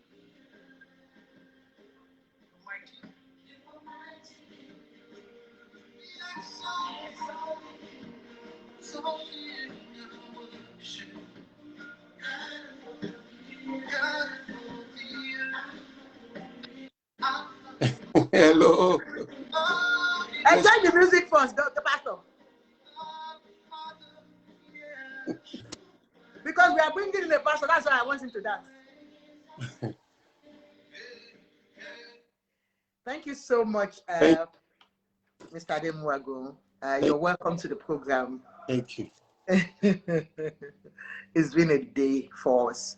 We've been discussing about domestic abuse, and I can see, I don't know if you were here with us, we've been treating it since last week, and it's just the medical effects of it. That was why I brought her in. And because a lot of people called and said, we're speaking in our language, a Jamaican friend called me, and then one American called me that she just came about it. She's on our page, and then she enjoyed it, but there are some things we were saying that she couldn't understand, and that was, I said, okay, let me call in Dr. Ike today and let her speak more of English. And like some people have even complained about the ones I do with you too, that we speak our language, that we don't speak in English. So I said, okay, most of it's maybe because I will still talk about my Isaleku. Yoruba is the world language. They should learn it. So yeah, we welcome Mr. Ademuago. Let him introduce himself, and then we'll talk about immigration. Okay, my name is Tom Ademuago. I'm a qualified social worker. I'm also a qualified legal practitioner. Today we shall be talking about residence permits and citizenship, how you can acquire overseas passports. You know, if you've heard about this, you've heard people say things about passport for sale. It's like they say it as if, oh, if you can invest, you can get passport. You know, people say it at times. They use it as They are saying hello to Pastor. Pastor is not greeting you today. They said they are not saying hello to them. hello. Ademuwagu. We are talking Sorry, business give me now. 1 minute. Well, so what we're going to talk about today is we're going to talk about the countries that can offer you work permits based on your investment. So if you're willing to invest in these countries are willing to provide you work permits and residency, and they can also provide you passports. So it's investment opportunity. Investment. Yes, for people that are overseas, maybe you're in Nigeria, you're watching us from any part of the world, and you want to live in some of these countries. So there are provisions for people that have money. For people that have money, they can invest in these economies. They are allowed to get residence permits, work permits, and even the passport, but there are conditions attached to it. So we have a company that we use to carry out this work. It's called Global Residency and Citizenship. It's based in Lagos. It's based in Victoria Island. We have a consultant there. His name is Steve. It's genuine. You can Google it. You can check it out. And we have testimonies from people that we've been able to help. So we have countries like Spain, Portugal, Greece, Malta, Slovenia, Latvia, Austria, Germany, USA, UK, Isle of Man, that is Isle of Man, Turkey, Caribbean, Montenegro, Malta. These countries, we can help you to secure their residency, which can lead you to. Sorry, I didn't get. Is UK part of it? Isle of Man. No, UK is not part of it. It's part of it because UK is in UK. You know, we have Scotland, Ireland, Wales. Okay, sorry. Okay, Isle of Man is still controlled by UK government. They have their own government, but you know the UK government controls the immigration of Isle of Man. The Home Office controls. Okay, that's so. Good. If you have good money, we're talking about people that can invest good money. You know, in these countries, they'll give you their residence order. Sorry, I say residence. Their residency. They'll give you their passport permit, and they can give you their passport. But I think it's better to speak to Steve. Steve is based in Lagos, so that is his main job.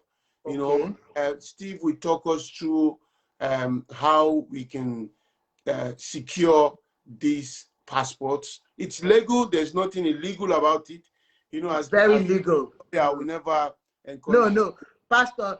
Mr. Tom Ademuwagu is a pastor, so because I call him Mr. doesn't mean he's a pastor, and he wouldn't go do anything illegal. So trust me, there's nothing illegal about it. Just to warn people, you know, there's nothing illegal about it. The process is very transparent. You can check it out. Even with the government of that country, you can check it out. Your money you want to invest. Nobody's going to take your money. You need to invest it in the economy of those countries. You need to invest it in the property over there. There are different kind of investment you need to put it in. The consultant, we guide you through it.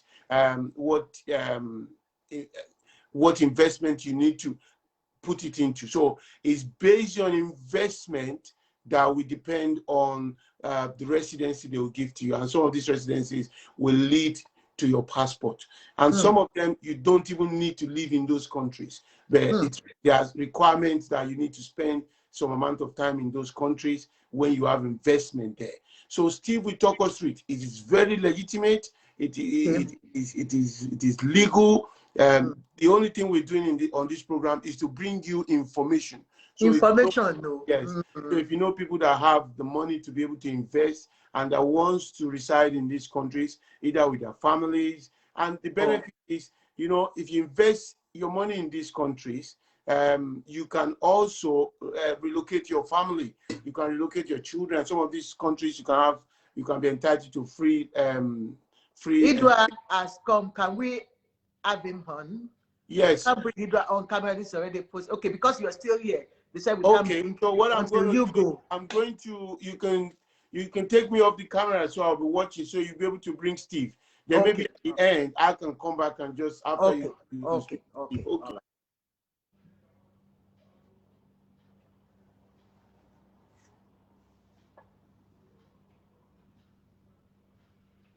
So we're bringing in Mr. Steve Idua. Is a lawyer that Mr. Adin Muagu was talking about. I'm trying to add him maybe. Good evening, ma. Good evening. Hello, Mr. Idua. Yeah, and welcome. You're welcome. Thank you very much. Yes, ma. Yeah. Thank you for what you do, and Thank you. may the grace of God rest on you. Amen, sir. Amen, sir. And everyone as well. Okay, Amen, so my sir. name is Steve Idu, and Pastor Tom was my pastor. Well, he's my pastor. Let me just say that. He brought me to faith. He brought me to faith in my university days in Durham. Wow. In Durham. Yeah. So wherever we go in life, we are still his product. So thank you, Pastor, for bringing us faith. We can't forget that.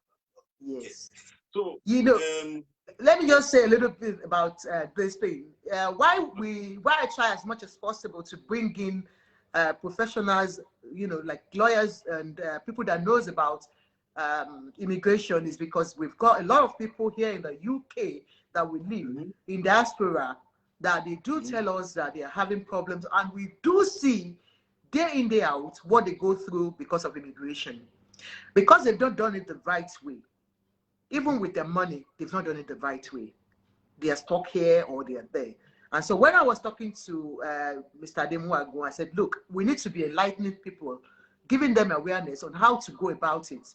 Be legal anywhere you go, whichever country you want to be, just stay there legal way. And that's why we are bringing Mr. Steve Idu here now, because he's got something to offer us.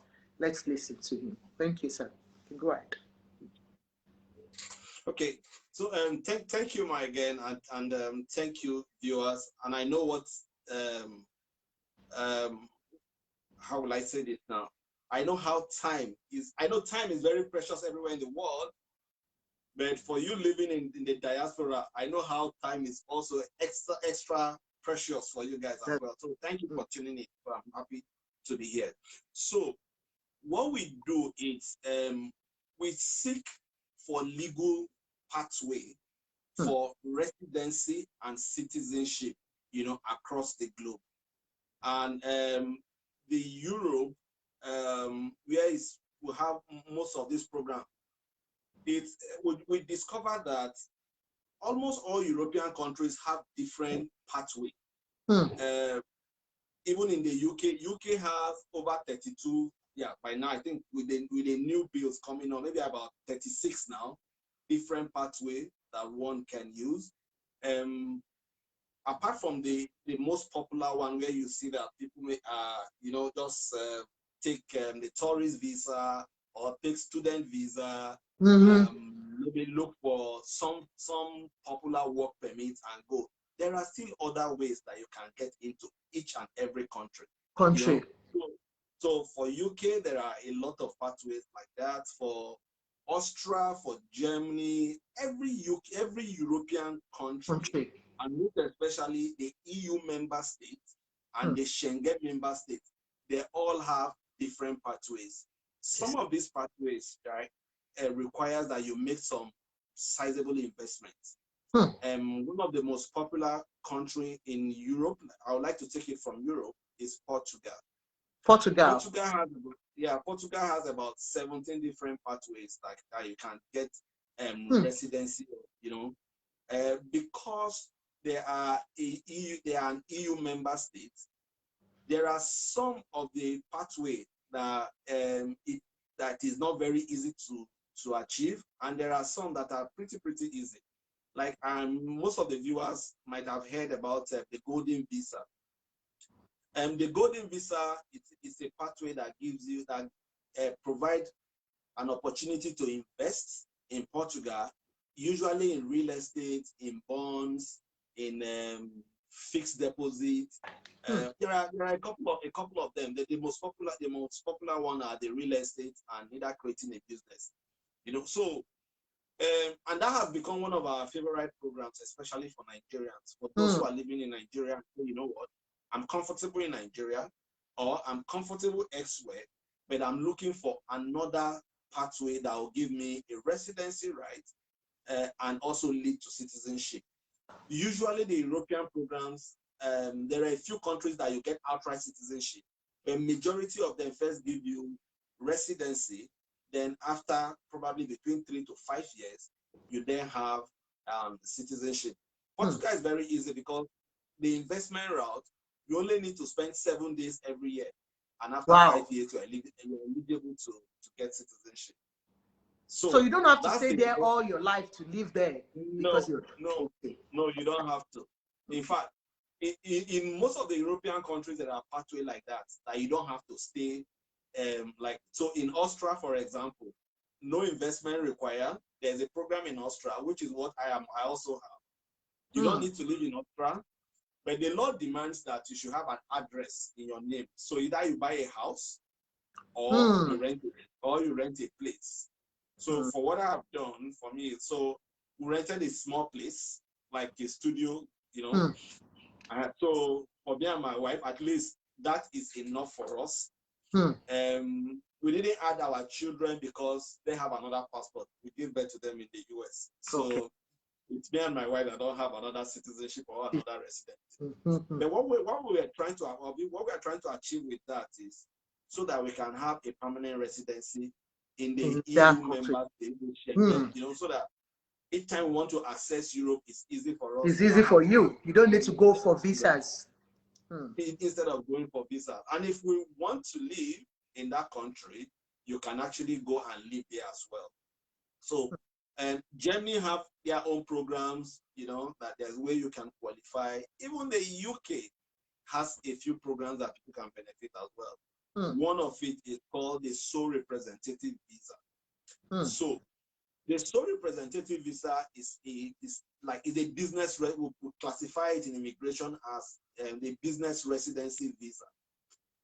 So for those who are seeking ways to go into the UK, you can go into UK to represent any business. You can say, you know what, I want to go into the UK to represent a business or to start up a business branch. Let's say any business that is in Nigeria that you have run for over 12 months is eligible to go and start another branch in the UK. Yeah. So for a few people that we've done this for, you know, they say, how come we didn't hear about it? I say that the laws are always there. There's this popular saying, and sometimes I say that they say to spite us, but in some instances it is true. Coming into this industry, I've come to realize that a lot of things that we didn't know is because we didn't look for it. We didn't look for it because we are used to visitors visas and that's it. Yeah. And we think, So for some people always go with what is very popular, you know, whereas every day immigration law changes. New immigration, there's addition every day, almost every day in one part, you know, and they are also taken away as well. So immigration process or immigration laws are not static. They keep evolving, and you just need to know what is right for your client or what is right for yourself. So that's what we invest our time to do, you know. So if you say, this is where I think I want to go, then we look for pathways that are easy, something that you can afford, then something that we know that fits into your lifestyle. Like I tell a lot of people that if you are doing well in one part of the world, I don't think you should just pack your bag one day because move. Because NSAC is going to happen in Nigeria again. Let us run away. You know, so that is not the right strategy. What you can do is, if your business is doing well, if you have a fantastic job, stay where you are, you know, and keep making the money. But you can easily have another pathway, what we call a plan B for any country. In case of anything. So, yeah. And same for US. Like at the moment, we have about 7 different pathways into US. So into US too. Into US as well. And so what has happened recently is that since 2017 that Donald Trump came into power, most of the migrants, because in US you have the migrant visas and the non-migrant visa. So the non-migrant visa is like the tourist visa. Those ones are the ones that we easily get or we know about, you know. But there are also other pathways, which are the migrant visa. You know, there's the O1 visa, there's the L1 visa, the L categories of visa, there's the EB categories of visa. And with all these options, they are available for almost everybody, technically. There was one that I told someone recently, and they say, how could everybody still keeps saying that, how come we didn't know about it? We didn't know about it because it's not so popular. So one of the categories for the employment base, which we call the EB2 and EB1 for US, all you need to do to qualify for it, if you are a manager of a multinational company, you qualify for that. If you earn high salary, say a salary that is above $100,000 per annum, you qualify for that. But how many people will earn that in Nigeria? People earn that up to that, you know. and is I remember when I started this business about 2.5 years ago, and I was telling one of my mentors that this is what I want to do, and this is the amount of investment. He said, how many people do you think will have 100? That is to invest in a property in Portugal. The minimum investment is 280,000 euros. And he said, how many people do you think will afford it? I said, well, I don't know. But what I know in this country is that because we don't have data, there are so many rich people in this country. You know? So, and when we started now, and you know, one thing that shocked me my first year was that because it's a process for you to you know, file, you know, some documentation. And sister, when I started seeing people's account statements, you'll be shocked. Like it will shock you somehow. I remember one particular person I didn't sleep for. I couldn't sleep for 2 weeks. Wow. And that do people really have this money? And these are legal money. Money, not nothing. No legal money. Person doing stockfish business. You know, I have been to the warehouse. I have been to their papa with them one time to go and sign documents. I saw what they were bringing. You know, legal money. There are, you know, so because we don't have people who know how to hide money here anyway. The system is not very perfect. And the tax system, you can't really know who has what or who doesn't. Who has over 20, what am I saying? Over 75% of people's money are still outside, kept in cash, kept in buying houses, kept in, so you can't really know what they are truly worth. Yeah, assets. So yes. So it is not just for the high people, but we also have programs that could cater for the middle class. Middle class.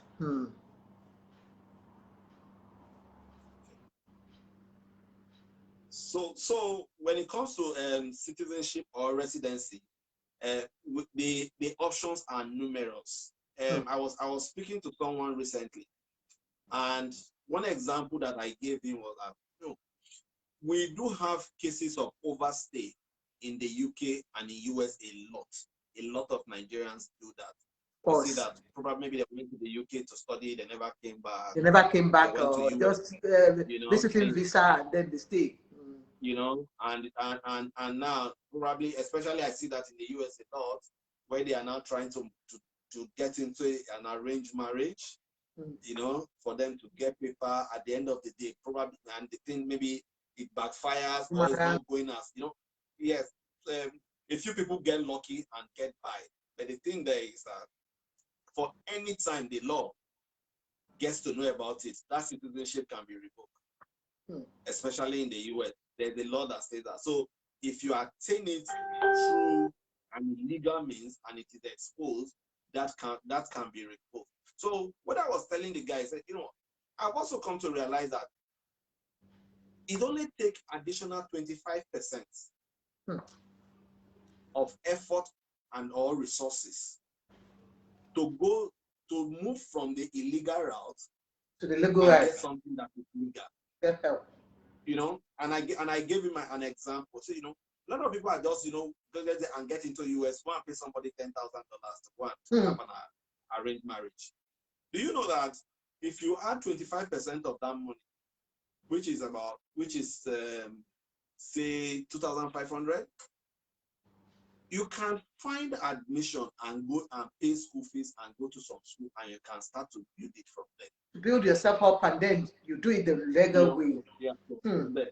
You know, then if you and in some cases, at least that is the minimum. And in some cases, you don't even need to do that at all. That's same like the sole representative visa that I spoke about earlier.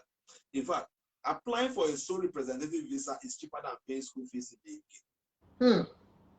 But we just need to know what is available and how we can go about it. What about it?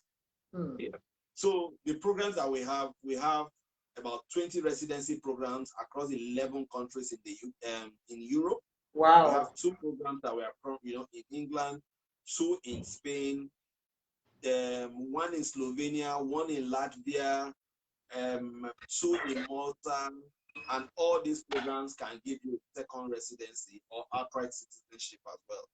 For those who say, you know what, I need a passport fast that can always take me to the UK or give me access to the Schengen zone, because those Germany, you know, just name it. Those are where Belgium, those are where I have my business.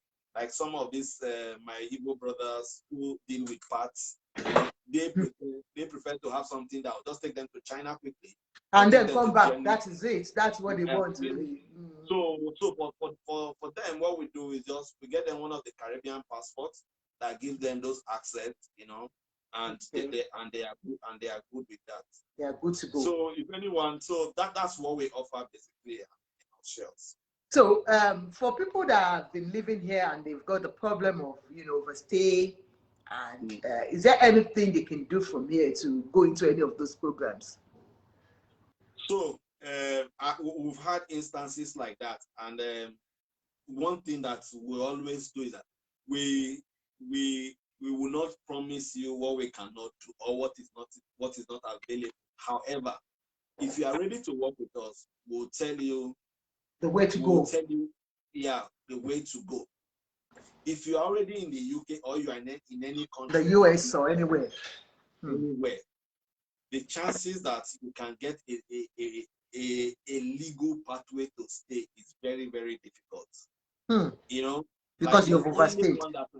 The only one that I know now, especially in the UK, is probably if you get married, and it shouldn't be an arranged marriage, because they are still going to verify a lot of things, you know.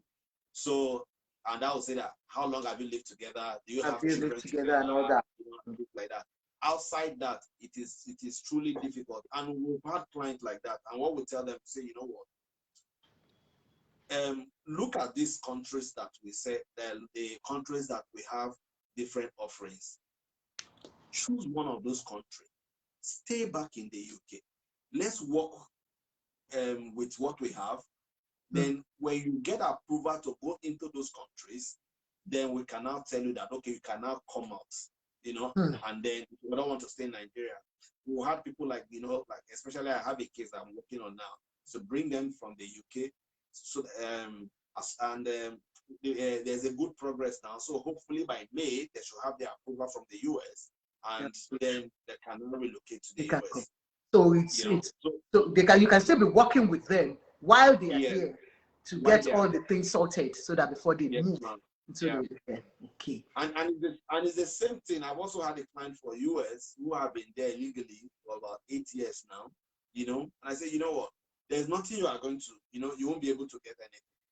Look at this program, and the person chose Portugal, you know, and we're able to get a residency, a temporary residency for the person to go into Portugal. And after 5 years, the beauty of Portugal is, after 5 years, you are eligible to get either a permanent residency or a citizenship, because not everybody wants a citizenship, especially for those who want to run for office or who are office. Yeah, definitely. They don't want to have a second citizenship, but they prefer to have a residence. You know, and anytime they want the citizenship, they can actually go for it. Okay. Thank you so much, Mr. Idu. Please, can you pronounce your name? Idu. So Idu, I-D-U-H, Idu. Idu, okay. Where are you from, sir? I'm from Benue, ma. Benue, okay. Yes, Mr. Steve Idu, thank you so much. Yes, we appreciate you coming, because I know somebody told me that, that man is a very busy man. No, can he make it? He's very busy. And for you to come over here and talk to us about it, because a lot of Nigerians are out there, either here in the UK, US, and all over the world, that they are trapped there. They don't even know how to go about it. I do have a lot of them coming to me, please, what do we do? And I say, I'm not an immigration officer, and I'm not, an immigration lawyer, but, if we can get people like Mr. Tomademu Wagun, who is really, really helping us here, they'll be glad. And I'm sure a lot of people are going to take something nice from here. I know a lot of our program goes on YouTube, it goes on other Facebook, and so people do contact us through that. And I will leave all your details on there so that people can contact you if they need any help, support. Okay. And we are very sure of who we bring onto this program. We don't bring just anybody. We are very, very sure. We don't do anything illegal, never here. So thank you so much, Mr. Steve. Right. Thank you very much, man. Thank everybody for their time. Thank you so much. Yeah. Thank you. Thank you, sir. God bless you. Have a lovely day, sir. Thank you. Thank you, man. Enjoy the rest of your week. All right, sir. Thank you. Hello, everybody. Yeah, let's check first before we bring in Mr. Tomademu Wagun back. Let's check a little bit. Dance to this Christian music while I go and get myself. 1 minute.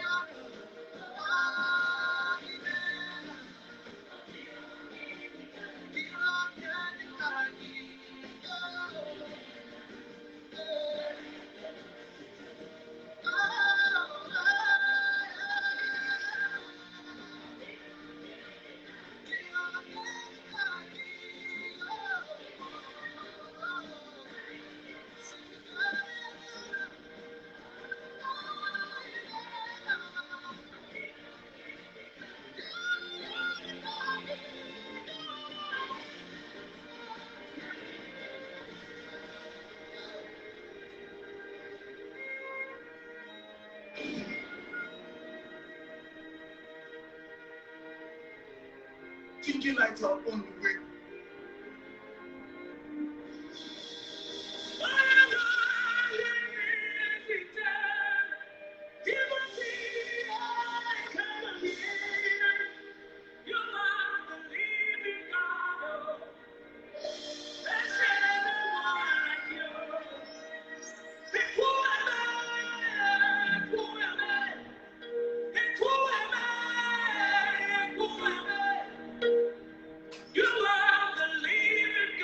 Yes, so thank you so much, everybody, for listening to Ajoke today. Do we bring in Mr. Ademu? If you still want to come onto the program, let me know. Everybody, I hope you have gotten something out from Mr. Steve Idu. You know, you don't have to be in this country and be afraid of immigration. Anywhere you hear police, you run, because you don't have the paper to live legally here or anywhere in the whole world. You have somebody that you can call on to. We have Mr. Ademu Wagun's number is here. His number is +44 7950927152. He works directly with Mr. Idu in Nigeria. And then let me bring him back. Mr. Ademu Wagun, welcome back, sir. Thank you so much. I hope we're able to get some good information from Steve. Definitely, definitely, and I'm sure a lot of people, you know, the way it runs here. A lot of Yes. people will definitely get information. They Yes. go back and watch, and then Yes. they will be able to contact you or myself Yes. on it, because I know a lot of people, our Nigerians are here all over the world. They don't even know where to go or how to go about it. Some even have their money, they don't even know how to go about it. So it's a very good thing you brought him here. So if you want to give us more information, Yes. so Thank you. Well, just to recap a little bit, because we know that you know, there's a lot of scammers. yeah. There's a lot of fraudulent practitioners, people promising people visa. This is not, like I said to people, nobody can promise you a visa. Yes, sir. Nobody is a consular. So it's application process. Can you meet the requirements, the investment requirement, the visa application? There's a requirement for every application. So that is what you need to check. Do you have the, like for Portugal, I was saying it's easier to get the Portuguese residency, which leads you to pathway, that is the passport, and you don't need to live in Portugal, you just need to be there for a few number of days a year. So you need to look at the country that suits you, maybe for your investment, for, you know, whether it's into property, shares, or bond. If it's the UK sole investor, you know, you need to check the one that suits you. And if it doesn't suit you, there's no points going there's for no, it. yes, there's no, you know, like I always say to people, you know, people can phone you and say, oh, I want you to do this for me. I have this X amount of money. But no, it's not about that, because even there's a lot of law that guides the money that you're going to transfer. There's money laundering, you know, laws that guides it. Are this money legitimate? Where is the money coming from? All these are the things, you know, that has to pass through government process. So there's nothing illegal about it. So we're not buying. We are not buying this passport. You're not buying visa or whatever. It's legitimate. They will talk you through the process. You can phone the country. You can phone their home office department and check your application. So these are legal, transparent, open application. I will not get myself involved in anything that is, you know, is illegal. Or I know Steve very well. 10, 12 years ago, Steve was one of my parishioners, the church at parish, you know. So I know him as a university student.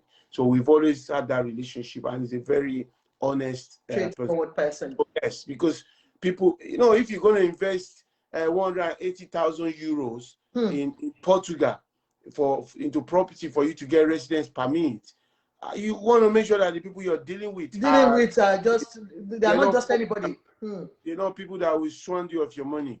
So and every process you're going to go through, you can confirm it before you make the transfer to the country, to the, you know, to the everything. You know, these days, you know, you can check everything out. Somebody say, I own this property in Europe, you just go to land registry and check it out. You can check it out.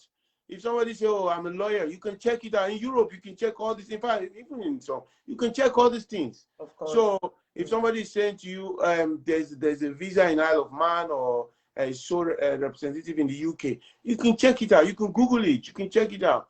And if, is this right? Is it true? I will encourage people to always check all these things, like Steve was saying, that it's because people are not aware. So the essence and the purpose of this program is to enlighten people. To say, look, there are other ways you can acquire this citizenship, even not living in those countries, because those countries made provision for it. All they need is investment. They need your money. Like Malta, you know, so, you know, people, there are a lot of people in Nigeria that have US passport, they have Turkish, they have all these things, you know, the rich people, you know. But, and you wonder how they get it. People will say, how do they get it? Yes. It's because we don't know. Absolutely. Absolutely. It is true, this means. And one of the things people must understand is there are a lot of laws that guide this investment. If you're a politically exposed person, if you work for government, you can invest in this kind of things, this kind of residence permit, passport. You can't do it because you're a politically exposed person. So because your money must be proven where it's coming from, whether it's business or whatever. So because of money laundering laws. So people should take advantage of this investment. You have the UK pathway, as I said. you have Portugal, you have Spain, you have Greece, Malta, Slovenia, Latvia, Austria, Germany, USA, Turkey, Caribbean, Montenegro, Malta. So all these countries, you can, if you want, if that's where you want to go, rather than just applying for a Schengen visa or a visitor's visa. So if you have the money, there are people that have money that are laying about. There are people that have acres and acres of land. They're not making use of it. You can sell some of those land and use it to invest in your children's future. For example, if you can move your family won't pay for healthcare. Your family won't pay for education. And that's a lot of things you'll be saving money on. A lot of things, the multiplier effect of having invest, maybe 130,000 euros in Portugal, and you have Portugal, so you can buy those things if you have to have that foresight. So I will encourage people to contact us. They can contact me. I'll link them on with Steve. The office is based in Victoria Island, in Lagos. Yeah. So there's an office for it. It's not. It's not just. It's not meet me. No, it's not meet me in. Meet Mr. me in McDonald's. No, KFC in Nigeria is. Hey, what did they tantalize? I can't remember all of them, Charlie. Tantalizers, Sweet Sensations, and all that. Tasty fried chicken. Tasty fried chicken. So these are legitimate organizations set up. Yeah. We have European partners in Portugal. There are partners in all these countries also. So it's not just Steve alone. So there are other colleagues. So I think that's what we're going to have this week. But maybe by next week, if there's any topic you want us to speak about, there's so many things happening in UK immigration that we can also pick. We'll pick one next week again to talk about it. Or even if it is social work you want to talk about. If you want to say it verbally, Mr. Steve Ido's number, because some people might want to contact him over the phone or yourself. Yes, I think I should have make sure I have that ready handy. Look at you. Did I give it to you? Okay. Steve, if you're watching, Steve, can you please say so that I'll pin it, then I'll call it out. Yes. Steve, if you're still online, please. Some watch it, even if we pin it, some might not see it because they watch it on YouTube. And most of them will always ask me, when I go to the YouTube once in a while, I would have seen questions, please, how do we contact Mr. Ademu Wagun? And I would say, did you not see? And I would, now it was pinned down, so they wouldn't have seen it, on YouTube. So if you, I don't know if Steve is still watching because he's watching. He's watching. I can see him still watching. Based in Nigeria, so I'm based in the UK. Steve is based in Nigeria. So Steve, if you're watching, if you can just help us put your office, the office telephone number, so that those telephone number, so that I'll put it down and I'll still say it. But people can still contact Mr. Ademu Wagun on +44 79 50 92 7152 +44 79 50 92 7152. Please always contact Mr. Ademu Wagun. If you call me again and say, give me Mr. Ademu Wagun's number, I will ask you for money because I like money too much. Thank you very much, ma, for your you've really been helpful too, helping people, like what you were talking about. Those are very very touching topic, family issues are very sensitive, like we've heard about Meghan Markle, Prince Harry. They're very sensitive, very sensitive. Very, very sensitive. Talk about, all the thanks, Steve. That let me pin it down. Let me pin it number there in Lagos, Nigeria. If you want to get in touch with Steve directly, just get in touch with Steve. Why is it I can't pin his number? I can't find. Okay, pin the comment. Okay, Mr. Steve Ido's number is +234 80 55 55 9975 +234 805 555 9975. For all your immigration matters in Nigeria, give him a call. He can support you for the right application so that you don't do the wrong application. A lot of Nigerians do the wrong application by always asking for visitors visa, and they come in and they don't want to go back, and then they get stuck here, and problems upon problems upon problems. But if you can do it the right way, right from the onset, they give you good advice on which way to go, what paths you need to go, you know. So it's better to start right from the first day you're going to put in your application, do the right thing. Call Mr. Steve Ido on +234 +234 8055559975. That's his number. You give him a call. Yeah, like you were saying, you know, domestic violence, domestic abuse, whatever, whichever we call it, it's something that, and then if you look at that Megan zone, it's more of emotional and you know, psychological one. And for people to even believe you, you know, Yes, it takes courage for people to speak out. and people lie a lot. It takes courage for people to Yeah, people lie a lot, you know. The men lie, the women lie. The women You know, lie. people So lie, you know. So it's like the Meghan Markle issue and Harry. There are two sides. You see, it's all divided. There are people that are from Mega. There are people that are for real family. So that is how it is when people are in all this relationship. And if you watch the lady also, so many people are, some are for the lady, some are yes, against the lady. definitely. So she just have to understand that, you know, it's like that. And I was very pleased with some of the viewers Comments. saying, yeah, people that phoned in and say, well, madam, everybody cannot follow your, yeah, because in fact, nobody will want to be in an abusive relationship. It's not the best. I'm a pastor. When people are in an abusive relationship, I always tell them to separate. I always tell them to separate. Separate for a while. There's nothing wrong with it. There's nothing Just wrong for the with two it. of you to get yourselves together. Yes, Okay, maybe this is what I'm doing that is not right. Absolutely. Work on Separate. yourself. In fact, you know, they need to give more pastors training, because I don't even like, that's why I don't come to this place and start saying I'm a pastor, because even the pastors needs the training on how to deal with families that come with such matters. So you don't just give them the raw. It's like when you're trying to speak to a bereaved family, you don't just tell them that it is well, it is well, it is well. No. They need training. Like for me to be a lawyer, I was trained. For me to be a social worker, I was trained. There are things these things you can say. These are the things you can't say. They're professionality. So all those things in terms of managing family conflict, church conflict. Most churches have church conflict. They have family conflict. So tell me, there's no family that doesn't have one kind of conflict. Yeah, so definitely. People need to know how to manage those conflicts. So conflict will always come. Conflict is part of life. It was conflict that made God to chase Satan down, Lucifer. It was conflict. He wanted to gang up, so he was a rebel. So that is conflict. So you know, in every family there are rebels, there are conflicts. In every society, relationship.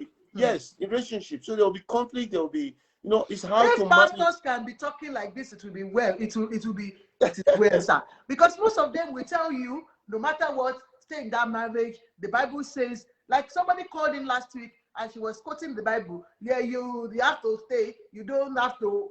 Some things that we talk about. Yeah. I think, you know, there's something called common sense that is not common. And you know, when it talks about relationship, you know, emotion is attached to it. I know emotion is it's so, you know, because you don't see emotion, it's one of the strongest force. Because even love, it comes.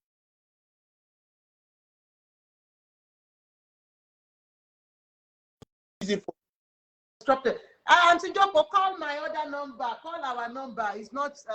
We are on program. I can't pick your call on that number. So I don't know whether there are people that wants to phone on. If you want to speak, do you want to call on this immigration thing we've talked about, or you want to talk about anything? Give us a call and say, Dele, where is my admin? I don't know our number. I pinned the number. Okay, I've seen it and I'll pin it down. If you can give us a call on +44 7950927152, +44 7950927152. If you want to talk about the immigration offers that's been given, you know, the pathway to come to Europe or US or wherever, you can give us a call so that we can speak with the lawyer. Is still around and he can answer your question. or if it is about the domestic violence you want to talk about, you can give us a call on +447950927152. Give us a call now. What's wrong with these people? And you start calling me after There was something you said a few weeks ago, or maybe a month ago, about, you know, people need to have patience. You know, the young people, they don't have, you know, every relationship has its own, you know, it's roller coaster. There are times that, you know, things will be sweet. There will be events that will happen in the family. There might be loss of job. There might be ill health. There are things that causes tension. There might be in-laws. There might be demands. You need to send us money. We need to build this. We need to do that. You know, that could stay in relationship. Yes, because if you look at relationship, most people, when they are still dating, when they are in courtship, when they don't have pressure of children, they don't have pressure of work, they don't have pressure of bills, they don't have all those pressures, they tend to even enjoy their relationship more. But when you begin to have 12-hour shift every day, 12 hours for 60 hours a week, see, people are irritated. You know, the children are crying, they are irritated. The bills are full, you know, they are irritated, you know. So a lot of things could be responsible, you know, for the snapping of the man or the woman. Exactly. People are putting, expectations are high. We're going to London, we're going to America. You think is the picture they show you on CNN and no, it doesn't work like that. It looks beautiful and all the houses are posh. People are driving sport cars. So some of them are not. So that's how people think everything is. You know, marriage, you know, the car. Marriage is a bed of roses, and then you're there. Just enjoy it the way it is. It's like, why is the relationship always very sweet initially? Why is it always very sweet? Why do people bear so much initially? They can take so many stuff initially, but after a while they can't take it anymore. You know, because they are still carried away with the infatuation of so many things. Well, people need to understand that tough times will come. There's no gold without going through fire. You must be prepared. People shouldn't stay in an abusive relationship. They should separate. They should look for help, seek counsel, and all that. But one thing people should know is the world is also changing. Social media, everything. People are they giving people false hope, false pictures. You know, saying lies and everything. You know, so people need to beware. They need to beware to say, oh, the Joneses, the cars, all the cars might be on car loan. So don't kill your husband. Don't kill your husband. Don't kill your husband. Don't kill your wife, but because the people, they are driving new cars, big cars, like this man carry you. I'm still with this one. The house is dead. The clothes are dead. They borrow to pay the private school. You know, there's competition over private school. You know, my child will go to private school. You know, you go and borrow money, take. A lot of things that people go through. People like when you and I were growing up, we can eat a banokro and everybody's happy. Fine. And we will tell the next person. They put all the rice and the chicken in one big bowl plus the rice. Then we'll all of us together. But now people just want to give us false impression of who they are and all that. And so you need to face the reality to say, look, this is what we are faced with. You know? So thank you for all those topics, enlightenment and trying to. But they're very emotional topics. They're very touching topics that people don't want to talk about, but you are using it to change people's life. That's the truth. So please, I want to encourage you to continue to do the good work. Thank you, sir. Thank you. So I've not seen anything on Lagos today. What is happening about Lagos? No, Lagos is next week. It's because of this topic that we are. In fact, I'm supposed to do one today because I got a video yesterday that I'm supposed to. Believe me, I don't know how. Like I do say, I don't know how people do videos. They stay every day on. Because you have other job you're doing. You know. Yeah, so because normally I will really want to do Lagos. I'll try tomorrow if I can dress up and do Lagos tomorrow. I'll just do my Lagos tomorrow. We enjoy your Lagos Eco for sure. In fact, you are the Lagos speaker now. Anybody that wants to hear anything that is happening in Lagos, they'll come to this weekend. So we are Lagosian. go I'm a to Konimio. I will tell you can't what's happening in compromise. Lagos. So Thank for you so anybody that much. wants to get in touch with Steve, Yeah. you can either ring me on 07950 It's UK number 447950927 Or if you want to ring Steve directly, I think the number was pinned there. So, but if you ring me, definitely I will link you up with Steve. Steve in Yes. Thank you Lagos. so much, sir. Thank Thank you. you We so much. appreciate you. Thank you for always giving us your time to come Thank and you. be on this program. I'm sure everybody will really, really want to be seeing you every time. If we don't bring you in, they say, where is Mr. Tomadi Nwago? He's our Thank you. co-host. I appreciate you too for the hard work. I appreciate everybody that is watching. I appreciate Mrs.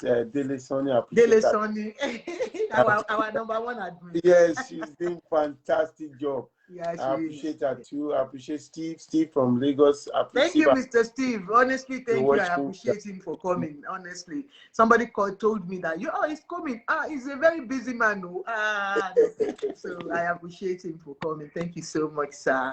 Thank you, man. All right. Enjoy the rest of your day And you and too. your weekend. Thank you, sir. Bye bye. Bye. Now we are finished. Oh, yeah. Thank you, everybody. I hope you enjoyed today's show.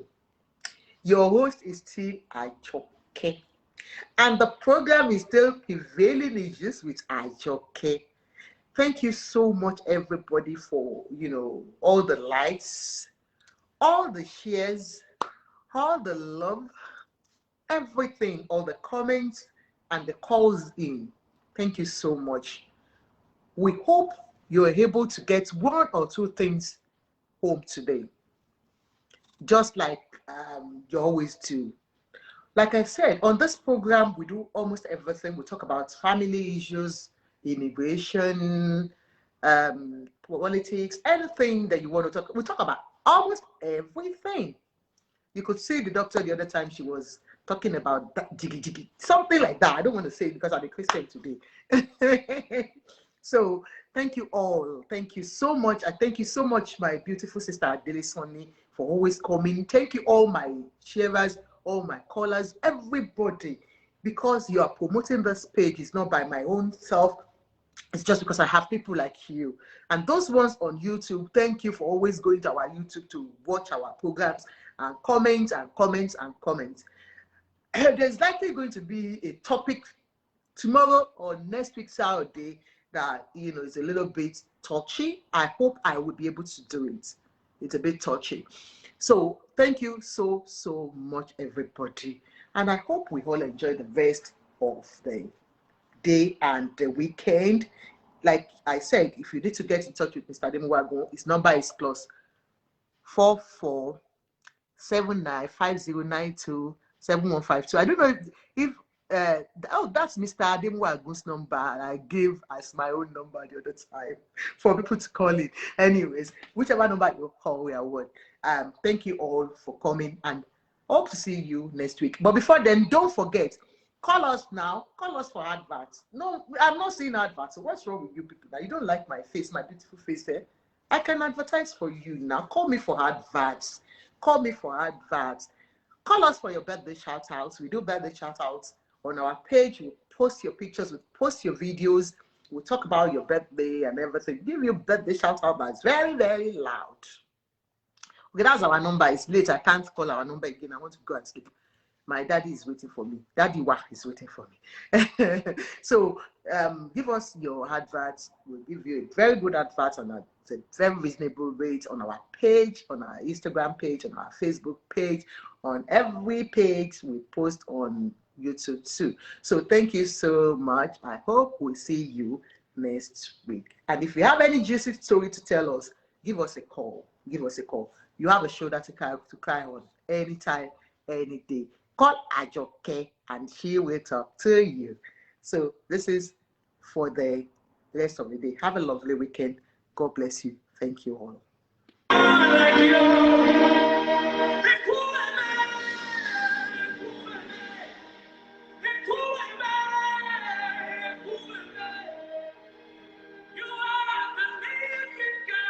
are the living God.